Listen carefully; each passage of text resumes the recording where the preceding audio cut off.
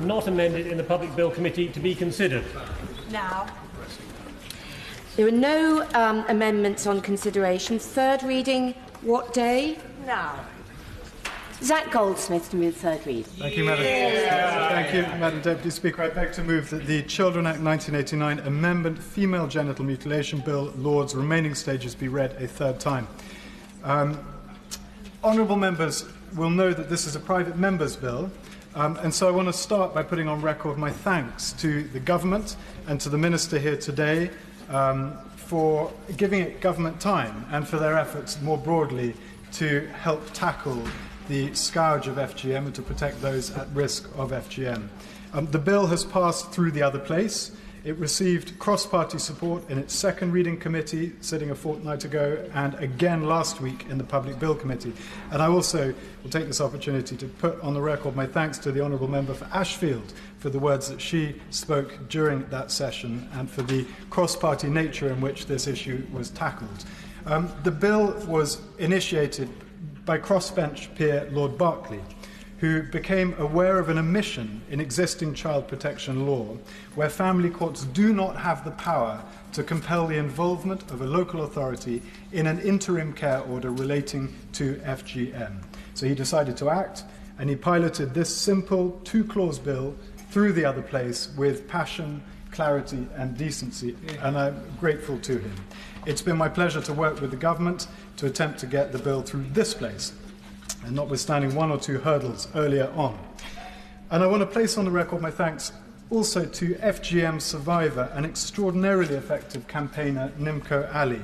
And Nimco will be known to many people in this place. She is probably this country's best-known FGM campaigner, and she's used absolutely every opportunity at her disposal to press the issue right to the top of the political agenda. And it was wonderful only 3 days ago to see on Twitter a picture of her standing in number 10 next to the Prime Minister, where she literally has taken this issue to the very heart of government. Her work has extended well beyond what she has achieved in this country. She famously persuaded all the contenders in the 2017 Somaliland presidential election to commit to legislating against FGM. And I remember as she went out to Somaliland, I don't think that many people imagined that she had the slightest chance of succeeding, but she did. All three contenders made the pledge. The election was won by President Musa, and good to his word, he introduced the legislation as soon as he took office. Incidentally, the election itself was a model election. It was the first in the world, I believe, where iris technology was used as a means of avoiding any electoral fraud. And you had this extraordinary scene in one of the most troubled parts of the planet where the contenders shook hands and accepted the result with any fuss whatsoever. It's something perhaps we could learn as we discuss ongoing problems with Brexit. I will certainly go ahead. I'm very grateful. Can I commend my old friend for the work he's done on this? Given Nimco Ali's great powers of persuasion and advocacy, maybe a role in the Whip's office might be of use as we approach difficult times. Yeah, my honourable friend makes a very good point. She is effectively my whip. Most of what I'm doing in this place in relation to FGM is down to her wagging finger, telling me exactly what to do and what not to do. Someone described me at a recent event I did with her as Nimco's intern. But it's a great honour to be her intern. She's an extraordinary campaigner, and if I can help her in any way, then it is an honour to do so. Honourable members will be familiar with the horrors of FGM, but I do think they bear repeating, just to remind us why this issue matters so much and why it should matter to everyone in this place. According to the World Health Organization, female genital mutilation includes, quote, all procedures that involve partial or total removal of the external female genitalia or other injury to the female genital organs for non-medical reasons. And it is almost always carried out on very young children, rarely by medical professionals, rarely with pain relief, and it has absolutely no... Yes, please. I'm not sure if this is the case, but I'm sure in the information I was reading, when my honourable friend says on very young people, it can be carried out in some cases very soon after birth. Has he heard that? He's absolutely right. The average age, I believe, is 5.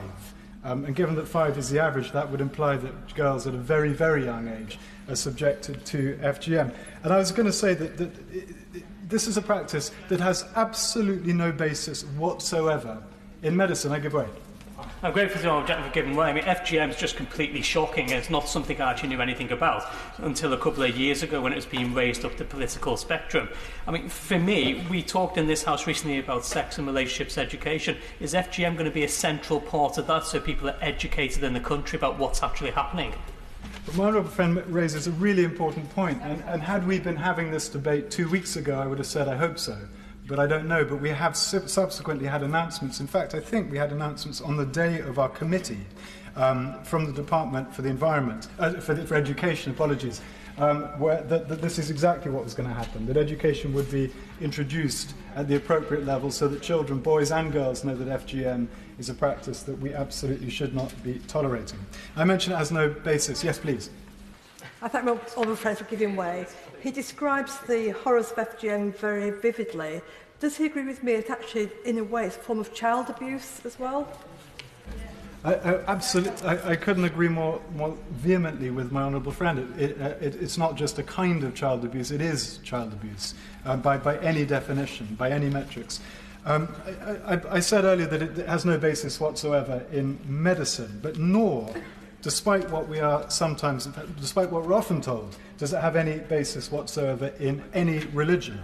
The practice is often, and you'll see this on social media particularly, it's often wrongly blamed on Islam, both by extremists wanting to justify and in some cases even advocate FGM, but also by others wishing to use FGM as a stick with which to bash the religion itself. In fact, the practice predates Islam, and the Quran neither advocates nor justifies it in any way at all. The consequences of FGM can be really extreme. It can lead to severe pain, excessive bleeding, infection, menstrual problems, pain during sex and childbirth, deep psychological and long-lasting trauma. In fact, these effects of FGM can and often do last for the duration of the person's life. And it's estimated that around the world, at least 200 million women and girls alive today have undergone FGM. And in England and Wales, shockingly, the figure is around 137,000, although, of course, not all of them had FGM, were subjected to FGM in either England or Wales. I do want to make this point, and I apologise for those with a sensitive nature, but at a recent urgent question on this issue, when the bill had been blocked by the Honourable Member for Christchurch, there was an urgent question the following day or a couple of days later. And during that urgent question, a number of colleagues raised concerns about male circumcision, as if there was some kind of comparison between the two. Well, whatever your views on male circumcision, I think it must be obvious that it doesn't compare with FGM. The male equivalent of FGM wouldn't be circumcision. It would be the removal of the entire head of the penis and much of the shaft as well. Yes, please. Thank you. We often hear this argument about comparing the two, but male circumcision, in my experience, is rarely, if ever, done to subjugate the boy, whereas this is very clearly done to end the sexual pleasure for women. She makes exactly the right point, and I thank her very much for her intervention. And I think it's also worth saying that were a culture to experiment with such an extreme form of male circumcision on a comparative level to what young girls are experiencing around the world, I suspect it wouldn't last more than a single generation, and it certainly wouldn't require legislation and a campaign of the sort that Nimco Ali and her colleagues have waged. I will. I thank my honourable friend for giving way. Does he agree that the horrendous abuse of the kind that he is talking about, the lifelong effects that result from it, cannot possibly be justified on the basis of cultural practice? I couldn't agree more strongly, and in fact, partly on the instruction of Nimco Ali, referring to my earlier comments, I am a co-chair of the all-party group on FGM. And early on, when we established it, we took evidence from a very wide group of people, all of whom had been through FGM themselves, to different degrees of FGM. All of them had been through FGM, and it was very clear, talking to them, that their lives have been, in many respects, defined by what they went through. All of them committed to campaigning to stamp out this practice, and none of them would have any truck whatsoever with the argument that this is a cultural practice and it would be insensitive for the British Parliament, for example, to try to legislate against, or for Department for International Development to commit funds to trying to prevent the practice. I do. I'd like to thank him for giving way and for the huge amount of leadership he's shown on addressing this hideous, hideous crime. Does he agree with me that this is a very busy night in British politics, but the fact that there are so many of us present this evening is a real sign that this House says every single action must be taken to rule out this crime in our country? I couldn't agree more, and I'm very grateful to colleagues for for being here today to take part in this debate. And I don't want to jinx it, but I imagine, I certainly hope, that this simple bill will go through without a division, which makes the presence of so many people here today even more valued. As it happens, this does need to be said, the anti-FGM legislation in the UK is not insubstantial. And we've actually done a fair bit. It's been illegal here since the 1985 Prohibition of Female Circumcision Act. That was replaced by the 2003 Female Genital Mutilation Act, which made it illegal to assist someone performing FGM or to commit FGM abroad.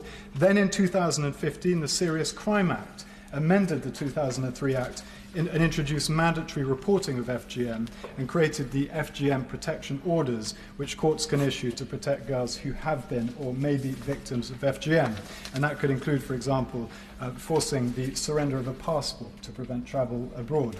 And in addition to those laws that we have here, we've taken a lead globally, and I think that is something that we can all collectively be very proud of. The UK was the first country in the world to create a dedicated anti-FGM aid programme with an initial tranche of £35 million, which was pledged in 2013.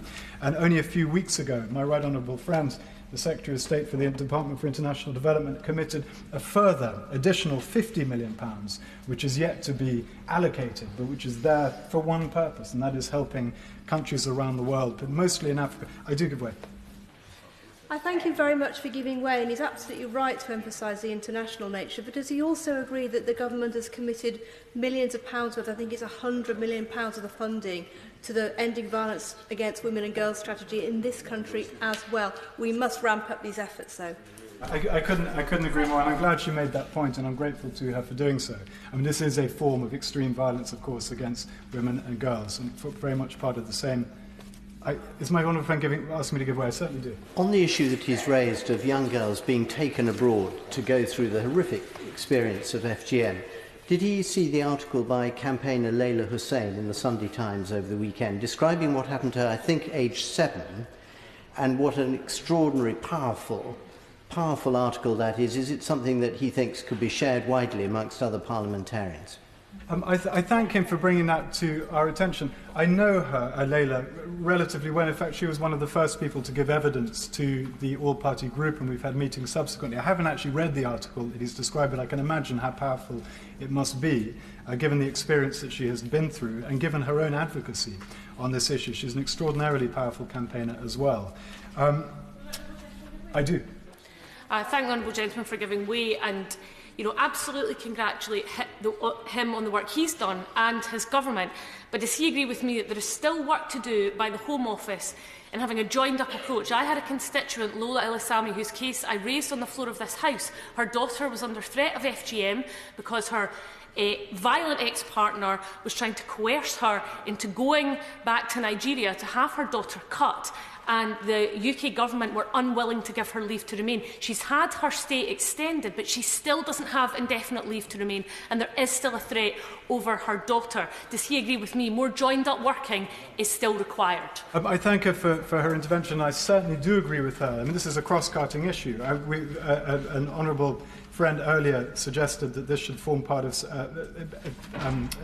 HSE in this country, which it now will. But it's a Home Office issue as well. It's a health issue. It covers really a lot of different departments. But I would say to the honourable member that if there's anything at all I or the APG and my colleagues on the APG can do to help in the case that she's just raised, I'm absolutely at her service and will do what I can. Despite the laws we have in place, despite the injection of funds that we have put into campaigning against this issue around the world, clearly there are gaps in the law and the problem has not gone away. In the year 2016 to 2017, the NHS reported 9,179 cases of FGM, and of those, 5,391 were newly recorded cases. And as honourable members will know, there has been only one successful prosecution for FGM after numerous failed attempts. In fact, this came to an end last week with a 37-year-old woman being sentenced for 11 years. I do. I thank my honourable friend for giving way. Does he look at the record in France and the approach the French take in dealing with the FGM and the success that they have had as perhaps a source of ideas and that we could follow to help cut down FGM in the UK? I have, and this is something we have looked at in the APG, and it's something which it's a much more interventionist approach that the French engage in. Inspections, for example, of young girls, and it's something that most of the people who have given evidence to our committee feel would not fit this country, that it would be stepping over a line. However, another area where the French have been more robust than we have in this country has been in trying to identify people at risk. There are certain people who are at risk and other people who are not at risk. If you are someone whose parents or you have not been subjected to FGM, the likelihood of you going on to subject your own child to FGM is very, very small. It's not zero, incidentally, but it's very, very small. Whereas other families where it passes from generation to generation, clearly a newborn girl is at risk. And the French are much more robust, I think, than we have been in this country. Just before I move on, yes, please. I pay tribute to my honourable friend and his work on this, and of our mutual friend Nimco Ali, who has championed this from the start. Would he agree with me that this has very little to do with religious or racial sensitivities and is straight-up child abuse and should be called out as such? And does he similarly welcome the first prosecution of someone for FGM in this country only 2 weeks ago, and the length of the sentence and the deterrent that can mean in some of our communities where some people will feel that actually there's no point reporting this because it won't be prosecuted? Does he agree that the length of that sentence sends a message and is encouraging actually in this fight against FGM? Yeah, I strongly agree with him. And in fact, I'm going to take this opportunity to quote from the National Police Chiefs Council lead for FGM, Commander Ivan Balhatchik. He said, in response to the conviction, I said, female genital mutilation is a barbaric and violent crime, a violation of human rights, often with lifelong consequences, committed by the people children should be able to trust the most. Today's sentencing will act as a deterrent and a warning that our society will not accept this child abuse, but prosecutions alone, of course, will not solve the problem. I'm grateful to my old friend for giving way. Does his work in the all-party group and with campaigners reveal a reluctance amongst any groups of people to whom children are presented for whatever reason? We're all very familiar in our constituencies about when a child is discovered to have bruising or possible signs of maltreatment, and that following cases like Victoria Climbié, there's almost a lurch in the other direction to immediately assume that there is a problem of child abuse, but perhaps that hasn't happened enough in this case.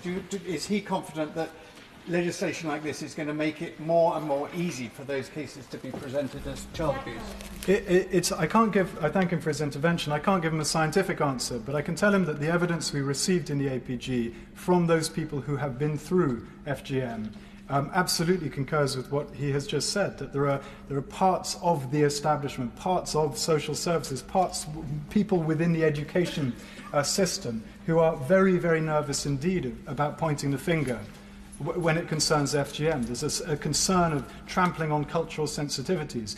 And their view, and certainly my view, and I suspect the view of many people in the House today, is that those sensitivities should be pushed to one side. This is a very direct form of child abuse, and child abuse is child abuse, and it is our responsibility as adults and the authorities to stamp it out at every opportunity. And that message has been unambiguous from all of the evidence we've taken from those people who've been through FGM. I do. Thank you, Madam Deputy Speaker. I wonder how we can convince people that think this barbaric practice is decent, like the families. How do we get to the families? Does the APPG have any answer to how we stop mothers and fathers actually taking their children and allowing this sort of thing to happen? I thank him for his intervention. I believe, and I don't just believe, I know because the evidence shows that there is a shift that's happening. So I mentioned Nimco Ali's campaign in Somaliland. That is not a campaign where she is having to bash her head against a brick wall. Every member of the newly elected Somaliland government is on board in a mission to eradicate FGM. In fact, if you go to Somaliland now, you will see in Hargeisa, the city, the capital, you'll see huge posters that have been put up and paid for by government, but designed by the campaign groups at the grassroots, telling people that FGM is not only illegal, it is unethical, immoral, and it has no basis whatsoever in religion. I realise I didn't answer my honourable friend's earlier intervention on that point, and it couldn't be clearer. And Nimco is not the only person who's had that kind of electrifying impact in individual countries. We've got Jaha Dukure, who is from Gambia originally, moved to New York, went back to Gambia, and like Nimco, persuaded the government to not only legislate against FGM, but to put resources into those people at the grassroots who are campaigning to change hearts and minds. And by all accounts, she is succeeding on an extraordinary scale. So I'm going to come to this a little bit later when I wrap up, but I do think there is such an important role for the Department for International Development, and I think we can be proud of what we've done, but we've got to make sure that the next raft of money, the 50 million that's been pledged, is spent, is invested in the right groups and the right campaigns. Yes, please.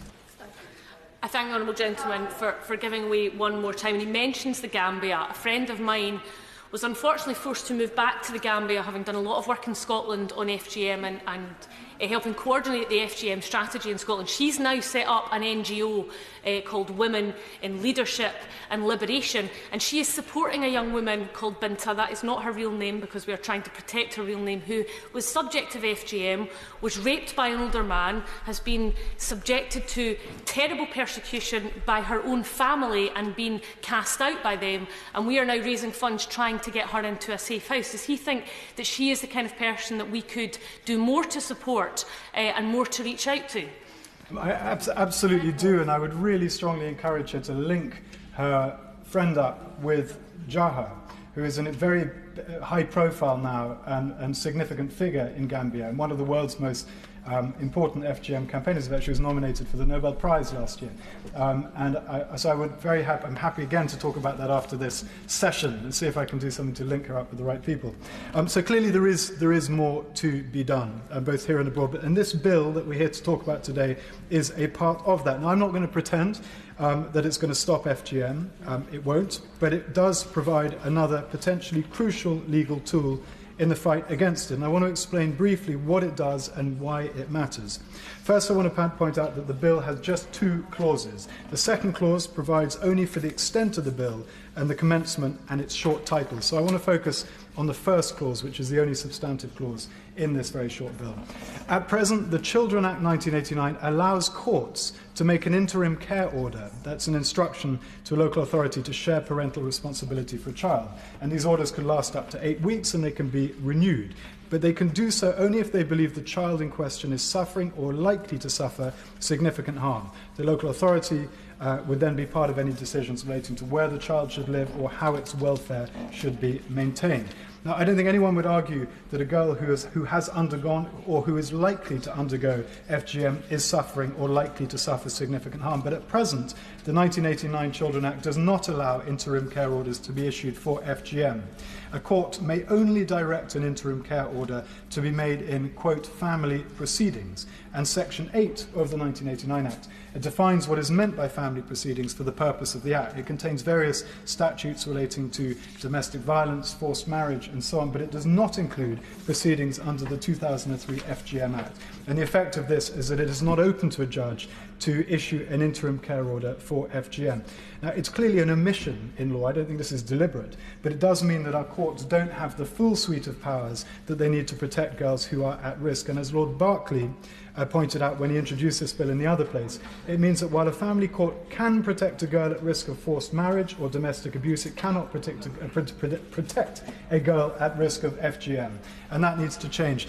David Madison, who is the family lawyer who raised this issue with Lord Berkeley, has pointed out this isn't an academic or an abstract concern, it's a practical concern. There have been occasions when the police have sought an FGM protection order in the family court and the judge has wanted to employ the powers of the local authority in an order but has not been able to.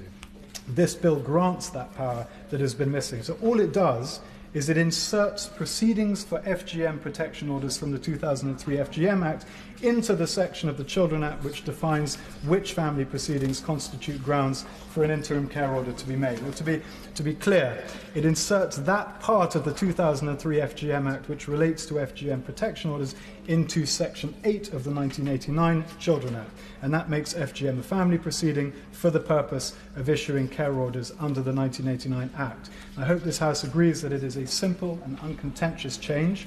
If this bill passes, it's unlikely to lead to a huge number of new care orders being issued. They are rarely used, but it is important that judges have all the power we can give them to protect girls who are at risk, and at present that is simply not the case. Now, I have no doubt that when honourable members stand to speak, some will argue that this bill isn't enough to stop FGM entirely, and I'm not going to argue with that. They are right. We need better health support, mental health support particularly for survivors. We need better education so girls and boys grow up knowing that FGM is wrong. We need to get better at identifying at-risk girls, as they do better than we do in France. I do. Give way.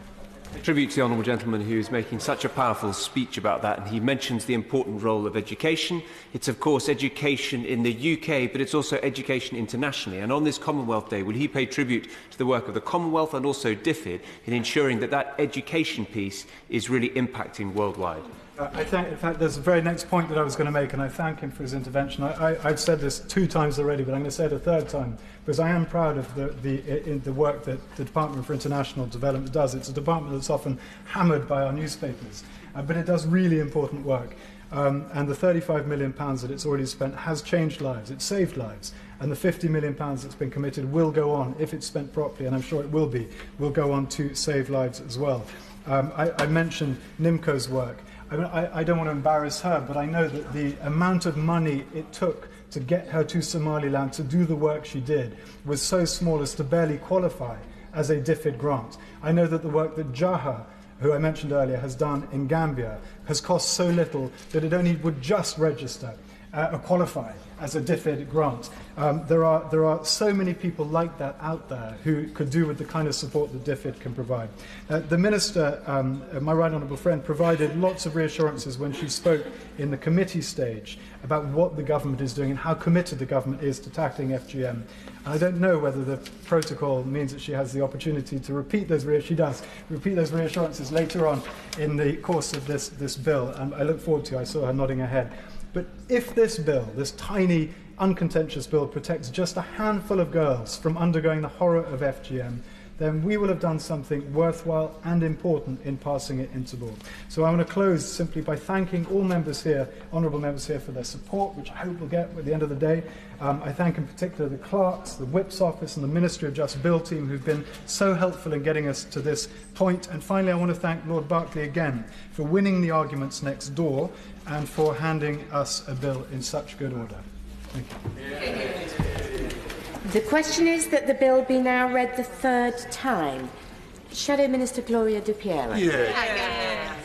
It is a pleasure to follow the honourable member for Richmond Park, and this bill passed through the Public Bill Committee with a big degree of consensus, and although I did press the Minister on some issues, which I will also do today, it was pleasing to see that when something of this magnitude can come before us, then we can seek consensus to bring about change. Madam Deputy Speaker, once again, we have an opportunity to discuss this bill and what more we can do in this House to tackle female genital mutilation, because it is an abhorrent act, an abuse of children of all ages, and one we must endeavour to eradicate. The impact on women and girls is devastating and can still be felt long into later life. In the short term, there are risks of severe pain, infections, excessive bleeding. In the years following, complications relating to childbirth, sexual intercourse and menstrual and vaginal problems. And I repeat the words of the World Health Organization in that there is no benefit, only harm. But despite this, instances of FGM in the UK are occurring, which is where this bill fits in, and I outline again Labour's position on it. To give further powers to judges to directly intervene in instances of FGM with temporary care orders through a technical amendment to the Children's Act is a reasonable and sensible action. Where currently female genital mutilation protection orders are the best tool to tackle FGM, allowing local authorities to provide interim care and ensure the safety of those at risk is a welcome extra step. The ability for local authorities is present in cases where a child is at risk of abuse, molestation, forced marriages or other abuses. So it only seems right and proper it should also be the case where girls are at risk of FGM. As it stands, however, it is difficult to know the full extent of FGM in the UK and just how many people are affected. NHS Digital have produced experimental statistics, but many recorded cases are not necessarily newly committed instances of FGM. Estimates are significantly higher than the figures produced, and we know, given the obstacles associated with reporting and recording FGM, the Act is likely to be committed by a family member, for example, that scores of cases go unreported. So can I press the Minister to outline what the Government is doing to provide more accurate data and recording of FGM occurring in the UK to help fully understand the extent of the problem? But just as the scale of FGM in the UK is likely larger than it initially seems, the Government must do more to tackle it. Last month, we saw the first prosecution for FGM in the UK. With estimates of those affected in the tens of thousands, it seems staggering that this has been the sole example of prosecution for carrying out the Act. The Minister has spoken in the past about strengthening the laws regarding FGM in a number of ways to increase protection for girls at risk. But clearly these fall short when compared with the numbers of those actually prosecuted. So, like identifying who is at risk, can the Minister tell me what the Government is doing to identify the perpetrators of this barbaric practice and to bring them to justice? I welcome the Minister's previous comments on the cross-departmental approach the Government is taking to tackling FGM.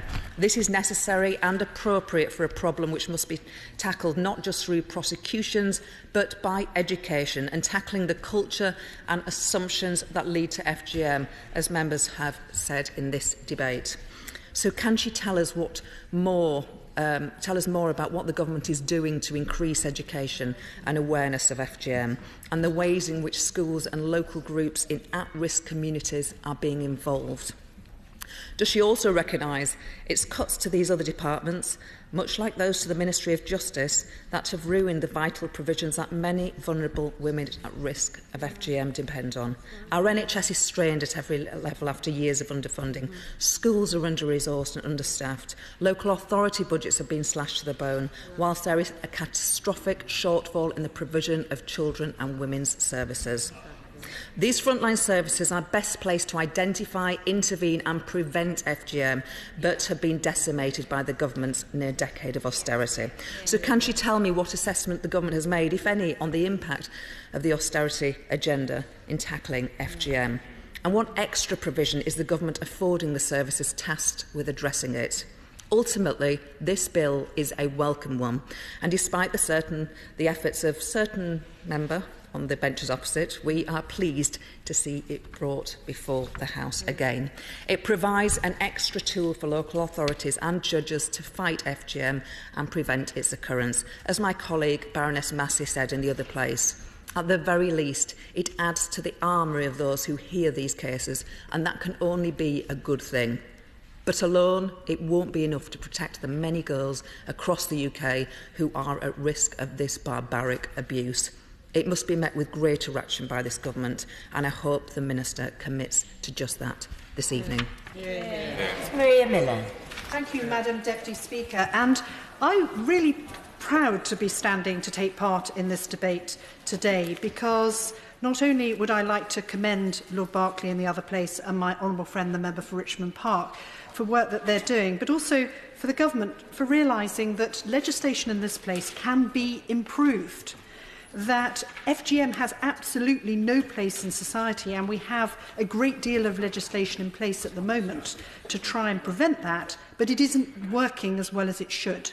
So I am proud to take part in a debate where that is acknowledged, and that we are supporting those who have done clearly a huge amount of work to identify ways in which we can improve the legislation that we have on our statute books.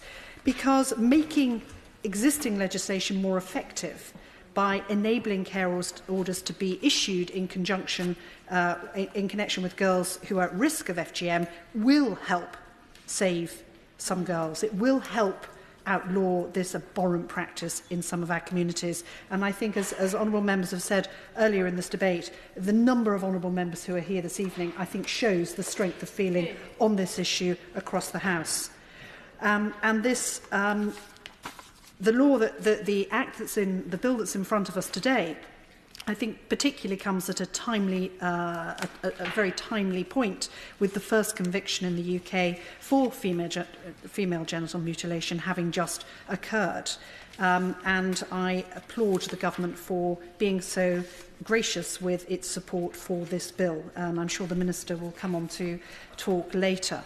Because FGM has been illegal in the UK since the prohibition of female Circumcision Act in 1985, which was then replaced by the Female Genital Mutilation Act in 2003 and extended by the Serious Crime Act in 2015. So there have been successive governments of all colours that have wanted to try and act on this issue. But today's bill shows that we have not gone far enough, that we do need to go further, and I hope that it can enjoy wholehearted support across the House. But if we are going to have really effective legislation, then as legislators, we should acknowledge that law alone is not enough. And this has to be seen in a much broader context of the way in which our society views these issues, the way in which our schools deal with things like relationship and sex education, the way in which the government puts this in a much broader strategy of violence against women and girls. And I think we should be encouraged by the current situation where, as has been said, relationships and sex education, now we have guidance for the first time in more than a decade and a half on how an issue like female genital mutilation should be dealt with in our schools. But I'd just like to make one small point on that, because it isn't enough to have guidance. It isn't enough to make it mandatory that schools deal with this. We have to make sure it is happening in practice on the grounds. And these are not easy issues for schools to deal with. Yes. And sometimes they can get the wrong message from this place that, well, schools can allow parents to withdraw their children, and that is a get-out-of-jail-free card in communities where these issues are difficult. And we cannot send this message out from this debate today. We have to not just encourage but ensure that schools are engaging with parents on the issue of FGM, on the importance of ensuring that they do not withdraw their children from relationship and sex education. And I think we need to do all we can to ensure that schools see their responsibility in this area, because it's of course right that we give parents the respect that they deserve in terms of their views on relationship and sex education, but we also need to respect the rights of children to get the education that they need to live in a modern society, and that has to include understanding the appalling impact that FGM can have on women's lives. Of course, I give way. I thank my honourable friend for giving way, and I also congratulate my honourable friend, the member for Richmond Park, for securing this debate. I've just come from a meeting in the Boothroyd Room of Sierra Leonean women who are debating who are discussing their attempts to eradicate FGM in Sierra Leone. The First Lady has recently sent rather mixed messages about FGM and has relied on cultural practice as a part justification. So would she agree with me that we need to send out a very clear message that religious and cultural sensitivities cannot and must not be used as a shield to hide behind when practices like this are being discussed either in school or in this place? My honourable friend is absolutely right to raise that point, and I think we shouldn't allow anybody to hide behind religious or cultural practices when it comes to relationship and sex education. Every child in this country deserves to understand how these issues affect them. And the government is absolutely right to have made it mandatory for children to attend relationship and sex education, particularly relationship education amongst primary school age children, because it's only by teaching children what a good relationship looks like can we hope to be able to give them the wherewithal to be able to tackle the online world in which they live. So I think this is a very important enabler that the government needs to ensure is in place, that it's not enough simply to to pass this bill today, to put it onto the legislation, to put it onto the legislative books, but they need to ensure that parents are engaging with this, that teachers are engaging with it and are confident about the issues and to be able to talk to parents. And it's also, I think, incredibly reassuring that the government is looking at this as part of its wider violence against women and girls strategy, and that this is part of a cohesive strategy that the government has across government departments, which on the Women and Equality Select Committee we don't always encounter cross-governmental strategies on issues to do with discrimination. And I think we've been extremely impressed with the commitment of the government to have not only a strategy in this area, but also a refresh of the strategy on a regular basis, which I was pleased to see is also going to be happening when it comes to sex and relationship education as well. Because if we are going to make this particular piece of legislation work as it should, it does need to be seen alongside the other issues that are covered in the Violence Against Women and Girls strategy, issues like the link between pornography and violence, pornography and violence against women, linked to issues such as online abuse, and issues such as the impact of alcohol on violence against women as well. So the government is right to have this sort of comprehensive strategy. And again, I think they will find extremely strong support from all sides of the House for the approach, the very collaborative and cohesive approach that they're taking. I'll give way to my honourable friend and fellow Select Committee member. Thank you, Madam Deputy Speaker, and I thank you, my honourable friend, for giving way, not least because the purpose of me rising was to commend her on the work that she has done, the excellent work that she has done, because this piece of legislation is part of a jigsaw that plays into how the government has served to deal with violence against women, the equalities agenda more generally in society. And so these are very valuable pieces of work that her and her committee has done, and I just wanted to commend her for that work. Well, thank my honourable friend for doing that, and I think he's right to say that it is a jigsaw of issues that have to fit together. And just looking at the front bench now, sitting on the Treasury bench, are members of 3 different departments working seamlessly together on these issues. And I think, this government has got a lot to be commended about the cross-departmental working on these issues and the way in which the government has characterised these sorts of acts against women as cowardly acts, and making sure that they are that the right support is in place for both victims, and also to bring perpetrators to justice. In any of these issues, and those ministers sitting on the front bench, I'm sure, will be very aware of this. There is a need to have support in place. And the pressure that additional legislation brings, particularly onto our colleagues in local government, cannot be ignored. So I was particularly grateful to the government to make sure that additional resources are going to be available to local authorities to be able to deal with any additional pressures that this particular amendment to the current legislation imposes upon them, because we cannot expect local authorities to be able to be effective, particularly when it comes to issues to do with children where pressures are already acute. We can't expect them to be effective unless they have the resources to be able to put the necessary support in place. Of course, I give way to my honourable friend. I completely agree the need for additional resources for local authorities. So does she share my concern that the National FGM Centre, which is a collaboration between Barnardo's and the LGA, is having its government funding stopped in 2020, and as it is the main resource that local authorities are using at the moment? Well, I think my honourable friend raises important points about very specialist provision and resources which are very specialist, and I hope that that the ministers on the front bench are able to take that particular point away and consider how we can make sure that very specialist resources are available to local authorities, because it will be very difficult for them to have that sort of expertise in-house. So I think she makes an extremely valuable point, as somebody who I know has campaigned vigorously and with incredible compassion on these issues. So I thank her for that intervention. Madam Deputy Speaker, I also wanted to underline the important role of the Department for International Development as well. Other members have referred to it in some interventions already, and I think it is something we should be very proud of, that our country is the first country to have had a dedicated anti-FGM programme working across the globe.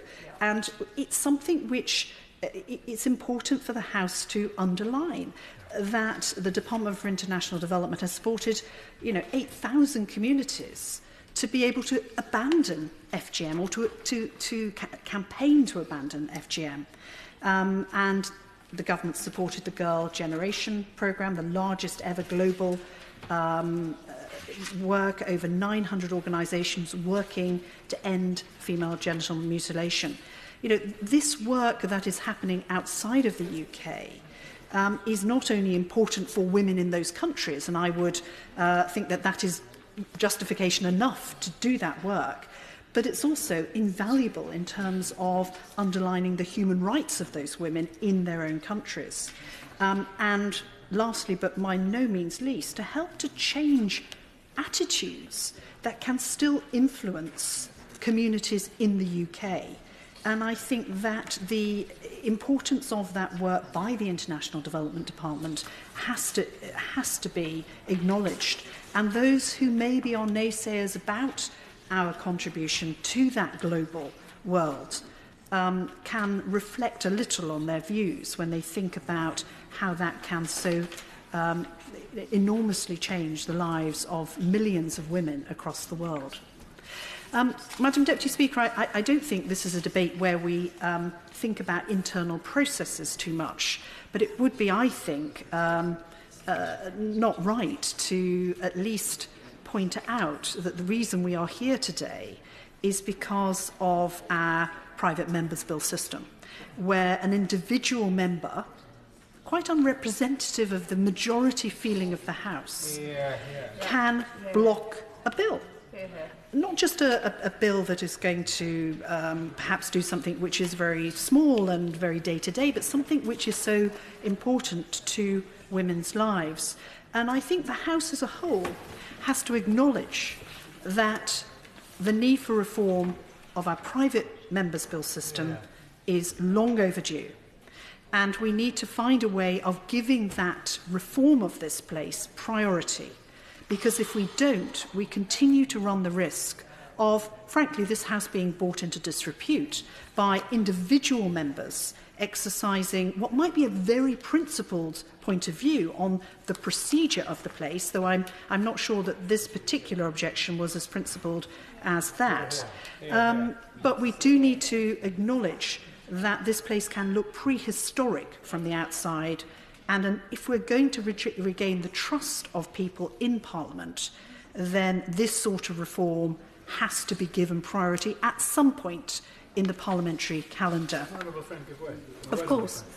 I could not agree more strongly with her on the need to reform the process. And would you agree that this kind of very small technical amendment, which is effectively what this bill is exactly where the PMB, the Private Members Bill, comes into its own? Because there is no natural legislative hook on which the government can hang it. No, my honourable friend is absolutely right. And if we are going to have a parliament that works correctly, not just in a post-Brexit world, which I think probably is more of a challenge than we're thinking about at the moment, but also in a very modern and transparent media literate world, then we have to look very carefully at the way our systems work to be able to enable members to make these sorts of important but small changes in a timely manner without the need to go through the parliamentary procedures that this bill has had to go through simply because of the views of one particular individual. Madam Deputy Speaker, I very much wish this bill well. I think it is a great example of making good legislation even more effective. And this bill will make an amendment to the Childcare Act to make female genital mutilation protection orders a more effective or to make them available to be used, and to make sure that we can protect more children who find themselves in a situation where the adults around them may not have their best interest at heart, that they may be at risk of this appalling practice. And I believe it should receive support from every single member in the House. Sarah Champion. Thank you very much, Madam Deputy Speaker. It is a great honour and a privilege to be in this debate because I really think this House works best when we do come together to protect the most vulnerable. And so I give huge congratulations to the Honourable Member from Richmond, who has done so much to secure the safe passage of this bill. I'd also like to add my support to the recommendations made by the Honourable Member on my front bench from Ashfield on how we can strengthen and better protect all children from female genital mutilation. Because as has been debated or mentioned in this debate, this isn't a cultural practice. We should not be seeing this as a cultural practice. This is child abuse and must be dealt with harsh as child abuse. It has been illegal in the UK since 1985. But the lack of prosecutions has enabled people to come up with this myth that it is a cultural practice rather than a crime against a child. So I am very pleased that last week we saw a strong sentence of 11 years to someone who facilitated FGM, because that's the sort of message that needs to go out, that we will act, we will prosecute and we will jail people for this crime against children. And this is a big issue in this country. NHS digital statistics from April 17 to March 18 show there were 4,495 newly recorded cases of women and girls where FGM have been identified. 6,195 individual women and girls had an attendance where FGM was identified or a procedure relating to FGM was undertaken. And 9,490 attendances reported to NHS trusts and GP practices where FGM was identified or a procedure relating to FGM was identified. These figures, though, are going to be a massive underestimate of the actual problem of FGM in this country because of the hidden nature of this practice. Research has shown that there is literally no local authority in England and Wales where there was not a woman living with FGM. It's estimated that there are 103,000 women between the ages of 15 to 49 and 10,000 girls between the ages of 4 and 14 that have undergone FGM, and a further 60,000 girls at risk of FGM in the UK. And I would like to bust one myth that this is UK girls being taken abroad for this practice. It's not. It is happening as well in this country. There's been a recent phenomenon in the last few years of cutting parties, where people have figured out it's cheaper to bring the cutter into this country and invite girls round, well, invite their parents round, to be cut. This is a UK problem. That's not to say that girls aren't taken abroad, and yes, it happens to young girls, but the most horrific case I've met, saw, heard of was a woman from London, born and brought up here. At 15, her parents said, would she like to go back to the country that they grew up in to see what it was like? And of course, she welcomed this opportunity. And at 15, went back, and literally, as she was met off the plane, she was introduced to this lady who was going to take her back to the village. And at 15, this Londoner was taken back to the village, was pinned down, and was cut. How do you get over something like that? And to be honest, she hasn't got over something like that. Yes, we have mandatory reporting since 2015, and that's for health professionals, teachers and social workers. They have a mandatory duty to report known cases of FGM to the police, but that's when it's happened to people under the age of 18.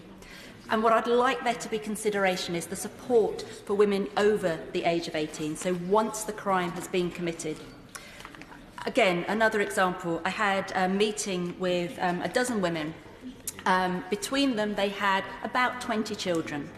So if you think about that, that's at least 20 GPs, 20 midwives, 20 nurses, 20 consultants, 20 health professionals that they have been to. The women, almost all of them, had been advised to have caesareans because they'd been stitched so closely that the damage it would have done to even try and give birth naturally wasn't going to happen. So the health professionals were recognising that because of their FGM they couldn't give birth naturally. Not one of those women had it raised with them, ever, by any of those health professionals. No one offered them support. No one offered them the chance for a prosecution. And that's just a group of 12 women that I met. In France, we talk about what's happening there.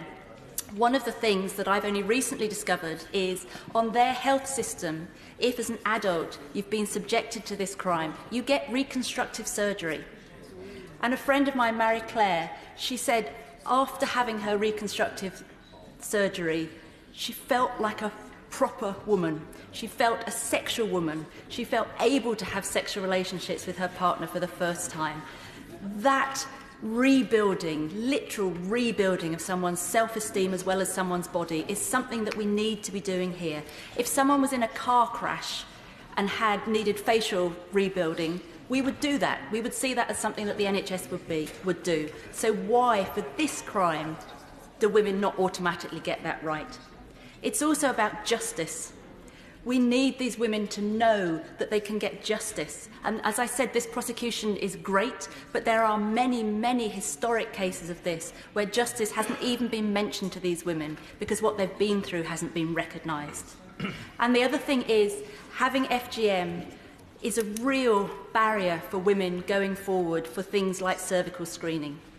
The fact that it has become mandatory, it hasn't sort of got into the public consciousness that that's for children under the age of 18. So many women don't want to go to a GP to report gynecological issues because they are concerned that it will be raised and maybe there'll be prosecutions against family members. We need to get the reality of what's going on out there so that people can access the proper health support they need.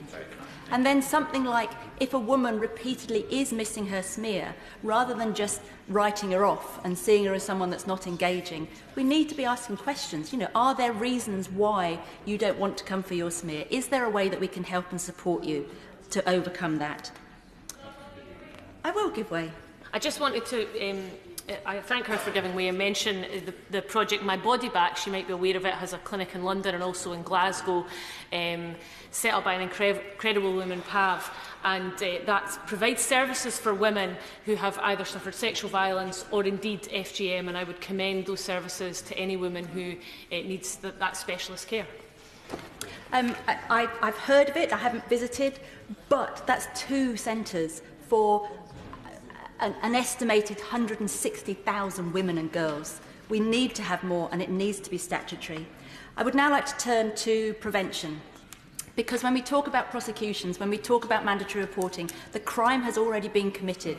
The damage, both physical and psychological, has already been done. So we need to be doing much more about prevention. And I'd like to speak in support of the National FGM Centre. This is a collaboration between Barnardo's and the local government authority. It receives funding from the Home Office, from education and from health. all of those departments are not continuing its funding beyond 2020 because it's deemed that it ought to be generating its own income. Now, I understand that, however, its main support services go to local authorities, and local authorities are already suffering under huge cuts. They do not have additional resources to start buying in support, specialist support for FGM. And the FGM Centre does great work. So one of the things it does is it embeds FGM specialist social workers within multidisciplinary safeguarding teams. It works from the bottom up, so empowering communities to tackle this crime themselves, to get the word out that it is a crime, that it should not be happening. It also does some amazing training for professionals and provides a knowledge hub, which all local authorities can share that information. With the best will in the world, if the funding stops, the prevention work is going to stop with it. I will give way. Thank you, my honourable friend, for giving way. We both agreed earlier on that it was important to have funding for local authorities in place. But I'm not sure I agree with her that we shouldn't be encouraging local authorities to take on this responsibility, because if we're going to raise their awareness of this issue, then surely getting them to prioritise funding of facilities such as the one you've talked about is a great way to try and do that. And I just said that we do have 13 speakers and the Minister to wind up. So what I don't want to do is somebody to miss out one speak. So can we all look after each other on this important debate? Sarah Chan. Right, honourable member, I disagree. Because you need a point of expertise, and to be quite honest, when resources are tight, you need to be able to push and make those local authorities prioritise. So if the Minister wants to do that and guarantee that all local authorities will access and make provision and ring-fence that money, then I'd be happy with it. But otherwise, I think that there still needs to be that centre of expertise. The other area that I would like to touch on is the relationship and sex education. Of course, I welcome that this is now going to, FGM is now going to be taught at secondary school. But what I would say is we need to be teaching about it at primary school as well. Because to be quite honest, the majority of the crime happens to primary age children, and they need to be empowered to understand what is going on and that it's a crime so that we can get ahead of this. However, all that said, I'm hugely grateful that we're taking forward these two amendments. Thank you. Simon Paul. Thank you very much indeed, Mr Deputy Speaker, and it's a pleasure to follow the Honourable Lady, the member for Rotherham, who I think can be described as a very bright beacon when it comes to discussing both these issues and the safeguarding of children, the most vulnerable in our communities, up and down the land. And I'm tempted to say, Mr Deputy Speaker, in passing, that at a time when our politics and indeed this House are so divided on other issues, it does remind us about one of the benefits of this job, which is the coming together of the House to discuss in a united and an informed and a respectful way about an issue which should matter to the future of our country, and certainly something which could be deemed to be for the public good. I also listened with the most careful attention to the speech of my right honourable friend, the member for Basingstoke, and it was interesting that she used the term prehistoric in a way that this House can often look. Now, it's not the first time, Mr Deputy Speaker, I have made this comment, but I am a member for Dorset North. Not everything that comes out of Dorset is Jurassic. And somebody from the Treasury bench says I am. I can assure you that I am not. And I echo entirely the comments that she made about, I think, the all too demonstrable need for a reform of how we deal with private members' legislation. I listened again to my honourable friend, the member for Regent's Park. And as he said, this is a simple, it's a terribly important Richmond Park. What did I say? Regent's Park. Forgive me, Richmond Park. As I got up, I knew I was one of the other for Richmond Park. And as he said, it's a very simple. It's nonetheless important for its simplicity, but just being 2 clauses. And to have blocked a bill of such importance for no particular or apparent reason, I think still beggars belief. It does remind me, Mr. Deputy Speaker, of the dictum of the late Ronald Reagan, who said the 11th commandment is that thou shalt not speak ill of a fellow Conservative. I have to say to the honourable gentleman, the member for Christchurch, he stretches that almost to the point of breaking. My honourable friend rightly praised the work of Nimco Ali. And I don't want to interject here a moment or two of party partisanship, but I'm just paused to make this point. It was, I thought, heartwarming, absolutely heartwarming, to see those pictures in social media last week of Nimco with our right honourable friend, the Prime Minister, in the very heart of government, discussing FGM and other women's issues.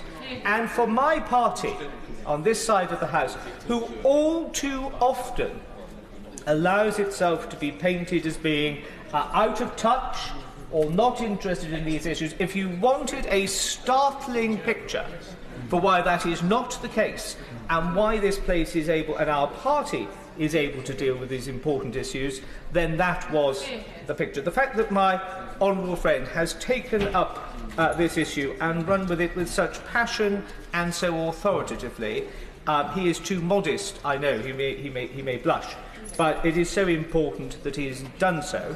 He has added not only to a public health issue, but also, I would suggest, to the profile of our party in this issue. Mr. Deputy Speaker, I rise to speak in this debate as the father of 3 daughters. Imogen, who's 10, Jessica, who's just turned 9, and Laura, who is 6.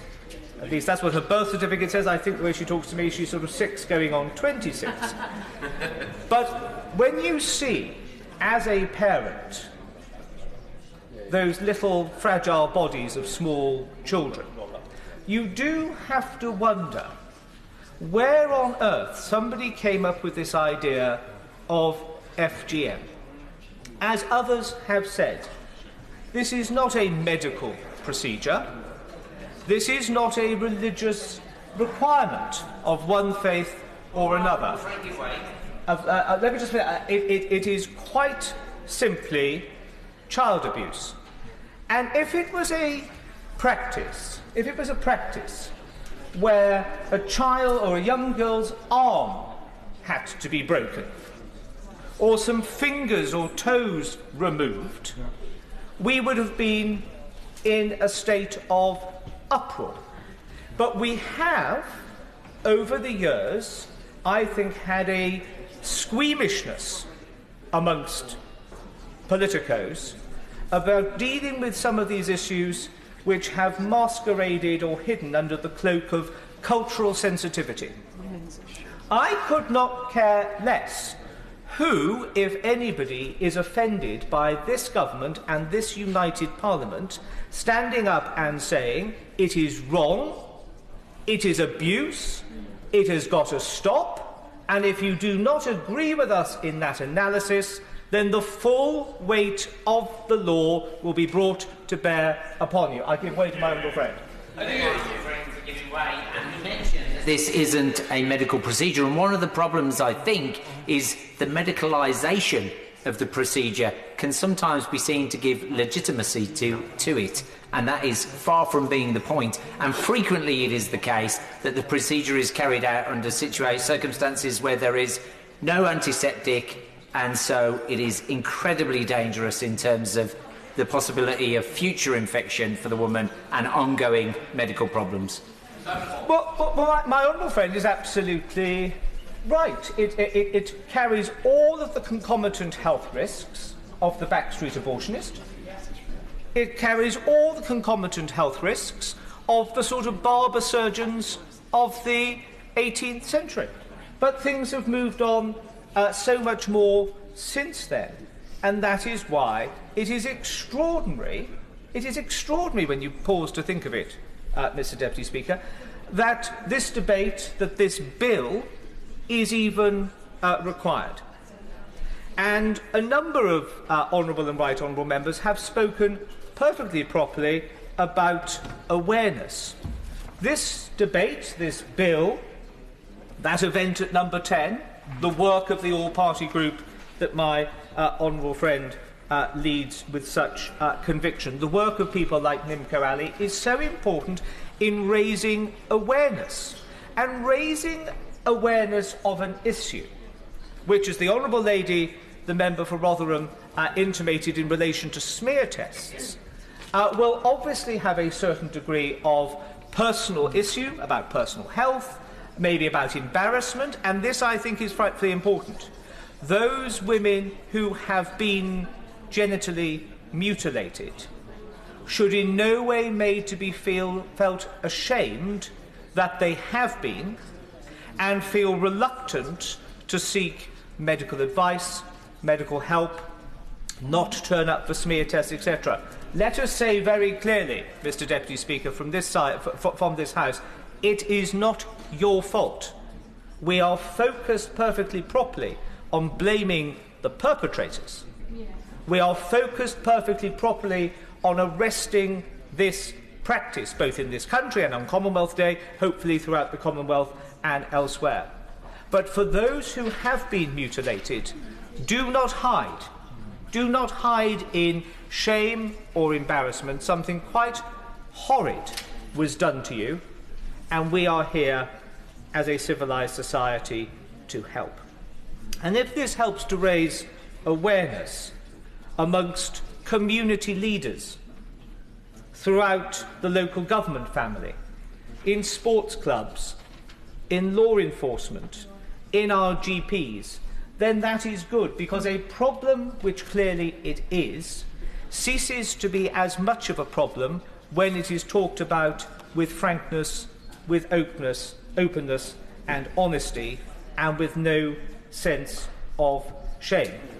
And I have to say to my honourable friend for Richmond Park, he did say, and I have to confess to the House, that I, much to my wife's amusement, can't watch Casualty, because I really don't like the sight of blood, and I do feel a little wobbly.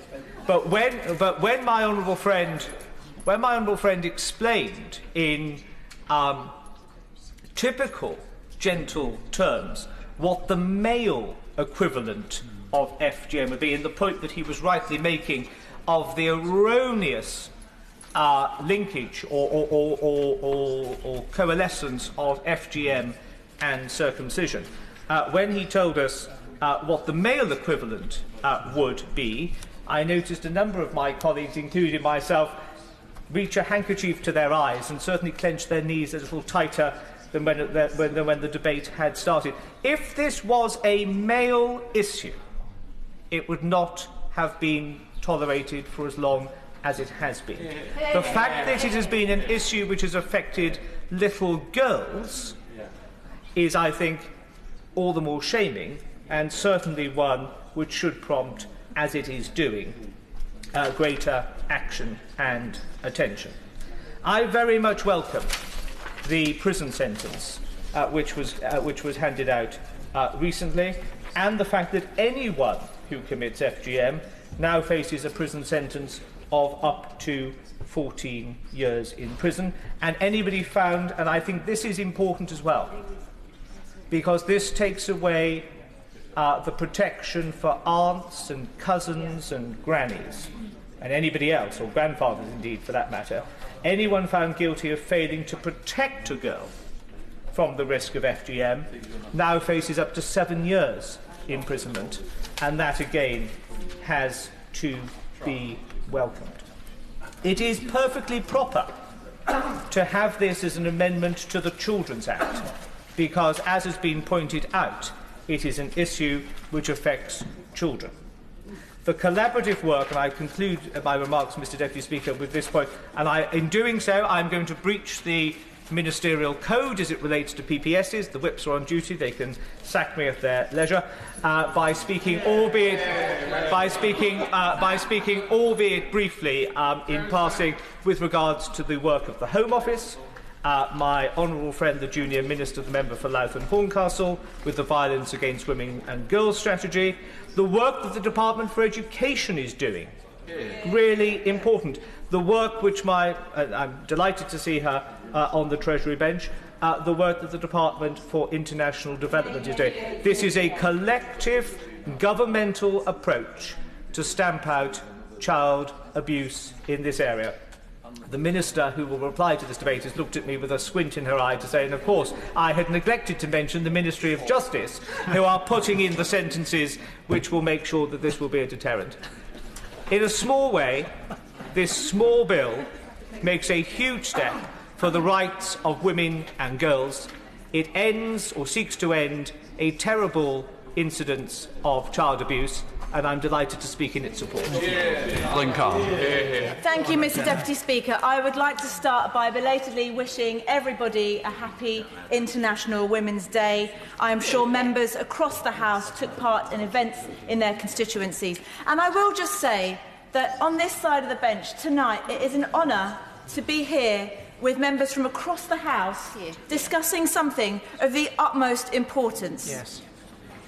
It's worth remembering that while International Women's Day on Friday saw so many fantastic events celebrating women, young girls, women across the globe, there were children being violently abused, not just in far-flung lands that we have never visited, but right here in the UK. And that is why we are all here tonight. Women and girls face unimaginable pain through the abhorrent crime of female genital mutilation. They also face a lifetime of medical problems as a result. And these are the lucky ones, the ones that don't die from the procedure. As governments across the world begin to crack down on this horrific crime, there are reports that younger and younger girls are being targeted. Girls as young as 3. Despite more women coming forward to recount the harrowing ordeals they have experienced, to date there has only been one successful prosecution in this country. As members have so eloquently articulated tonight, if this were happening to young boys, if this were little girls' toes being cut off, little girls' fingers being cut off, we would be doing something. But I stand here with colleagues across the House tonight and say that this is not done in the name of any religion, certainly not any religion I know. That's right, Rosa. Nor is it acceptable cultural practice in any culture that I know. This is something that must be stamped out, and we must lead on this. We must together tonight say, as we are doing, that we will not accept this. That people who are found guilty of committing this barbaric act, and those who know about it, should pay, and pay heavily. Yes. It is clear that more needs to be done to prosecute perpetrators far more effectively than is currently happening at present. And this includes ensuring that members of this House do not block bills that seek to stamp out this crime and provide victims with justice. Just as we look to support teachers and medical professionals to flag any concerns that a child may be being abused, this government should provide these frontline services with the resources that they need to stamp out FGM and to detect the telltale signs of FGM. I have 2 young daughters, aged 4 and 5.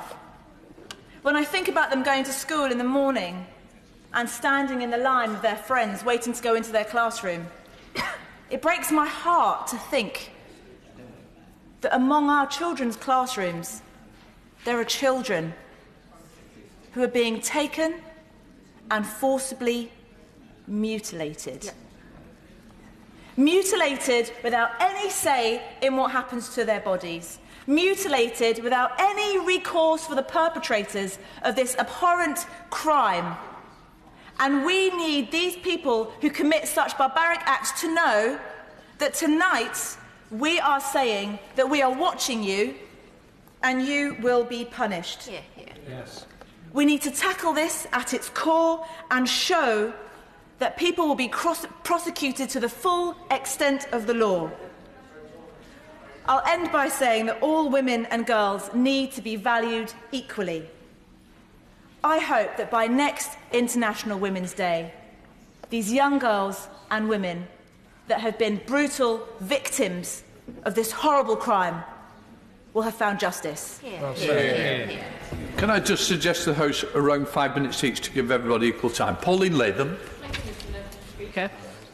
I'd like to congratulate the member for Richmond Park for bringing this addition to the Children's Act forward, and I'd like to remind him that although he's been working with Nimco Ali, who is a fantastic campaigner, and Jahu, who's had fantastic success in Gambia, this all started with Jane Ellison, a former Member of Parliament for Battersea, when she formed the FGM APPG, and she did some amazing work to bring it to people's attention, and she was devastated that there was no prosecution during her time here. Now, we have just had the prosecution, but it's hard for young people to testify, sometimes against family members, or if not family members, against people who were friends of the family. And it's really difficult for young girls, relatively young girls, to actually go through with this prosecution. So although we have only had one prosecution, and it is incredibly important that we have, I can understand why we haven't had more, but I would like to see, now that we've had this one, that people will feel less frightened to come forward. I also believe that teachers need more training to recognise the symptoms of when girls are going to be taken abroad. I know it doesn't happen all the time, and a lot happens here, but there are some taken abroad, just as they're taken abroad for early marriage and forced marriage, and teachers need help to be trained to recognise the symptoms of what's happening. I think doctors and nurses also need some additional training to make them report what they see, because there are many doctors in the past who've seen it but have never actually done anything about it to protect them, because they believe, OK, it's not our job to do this and we should just let sleeping dogs lie. Now, this really should not be the case, because what's happening to young girls is brutal. There's the risk of bleeding to death, there's a huge risk of infection, and somebody earlier mentioned likening it to abortion in the 50s. It's no better than the knitting needle and the gin, because there is no protection for these girls. There absolutely is no pain relief for them either. So the people who are the perpetrators do need to realise that we are serious about catching them and stopping it in this country. But I'd also like to congratulate my right honourable friend, the Secretary of State for DFID, who's sitting on the bench in front, who has put an enormous amount of work and funds behind trying to stop it in other countries around the world. And I'd like to commend her work, because it is really important that it isn't just us that are doing it, but we've got to help other countries stamp it out as well. And we've seen, as was said earlier, the success in Gambia, which is incredibly important to this campaign. It can be stamped out once we've got over the barrier that it's not cultural, it's not religious, it is just sex abuse for these young girls, and we must get that over. And I'd like to commend the Secretary of State for DFID for the work she's done. Huge amount of resources she's put into this. And I'd also like to commend the member for Rotherham, who made a very passionate speech, and a lot of which I was going to say, but I can't because she's already said it. And what I think has been really good about this debate is it has united both sides of the House, and I think we work better when we work together. And there are things that divide us, but I think on issues like this we can all work together, the same as we can on raising the age of marriage and forced marriage. We can work very hard. Yes, of course. Right. Just walked in. I think it's rather unfair on the other people who's been here. I think you should wait a little while.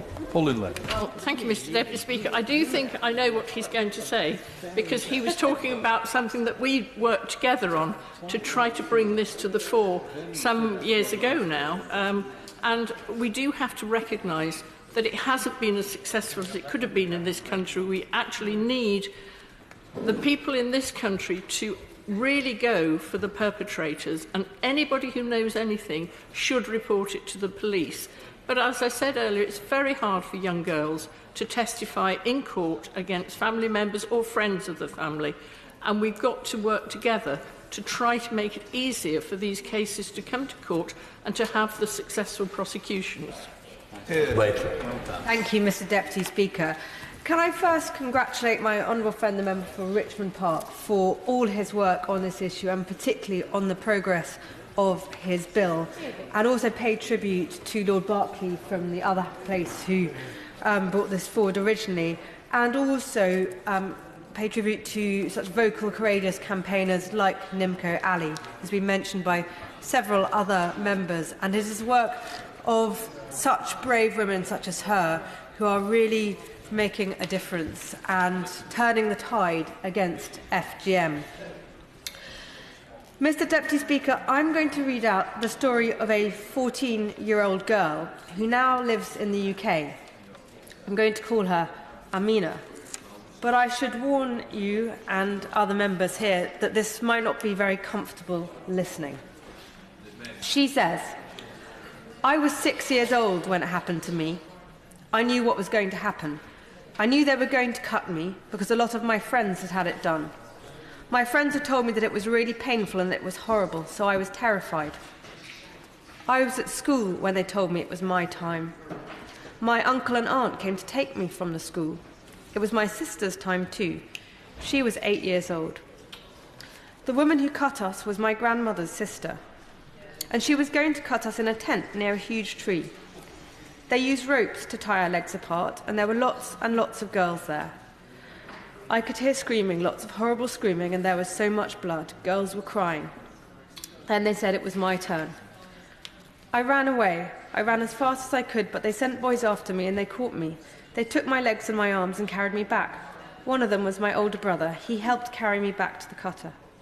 They tied me down. I was fighting as hard as I could, but they were stronger. I was screaming. The old woman, my great-aunt, used a razor blade. It was clean and new, but there was no anaesthetic when she cut me." You can find out more of her story on the website of the sexual health charity Brooke. But I read that because we talk about FGM and use the acronym, and sometimes we spell it out as female genital mutilation, but it's not sometimes until you really hear the stories told that it really brings it home how disgusting and completely abhorrent this practice is.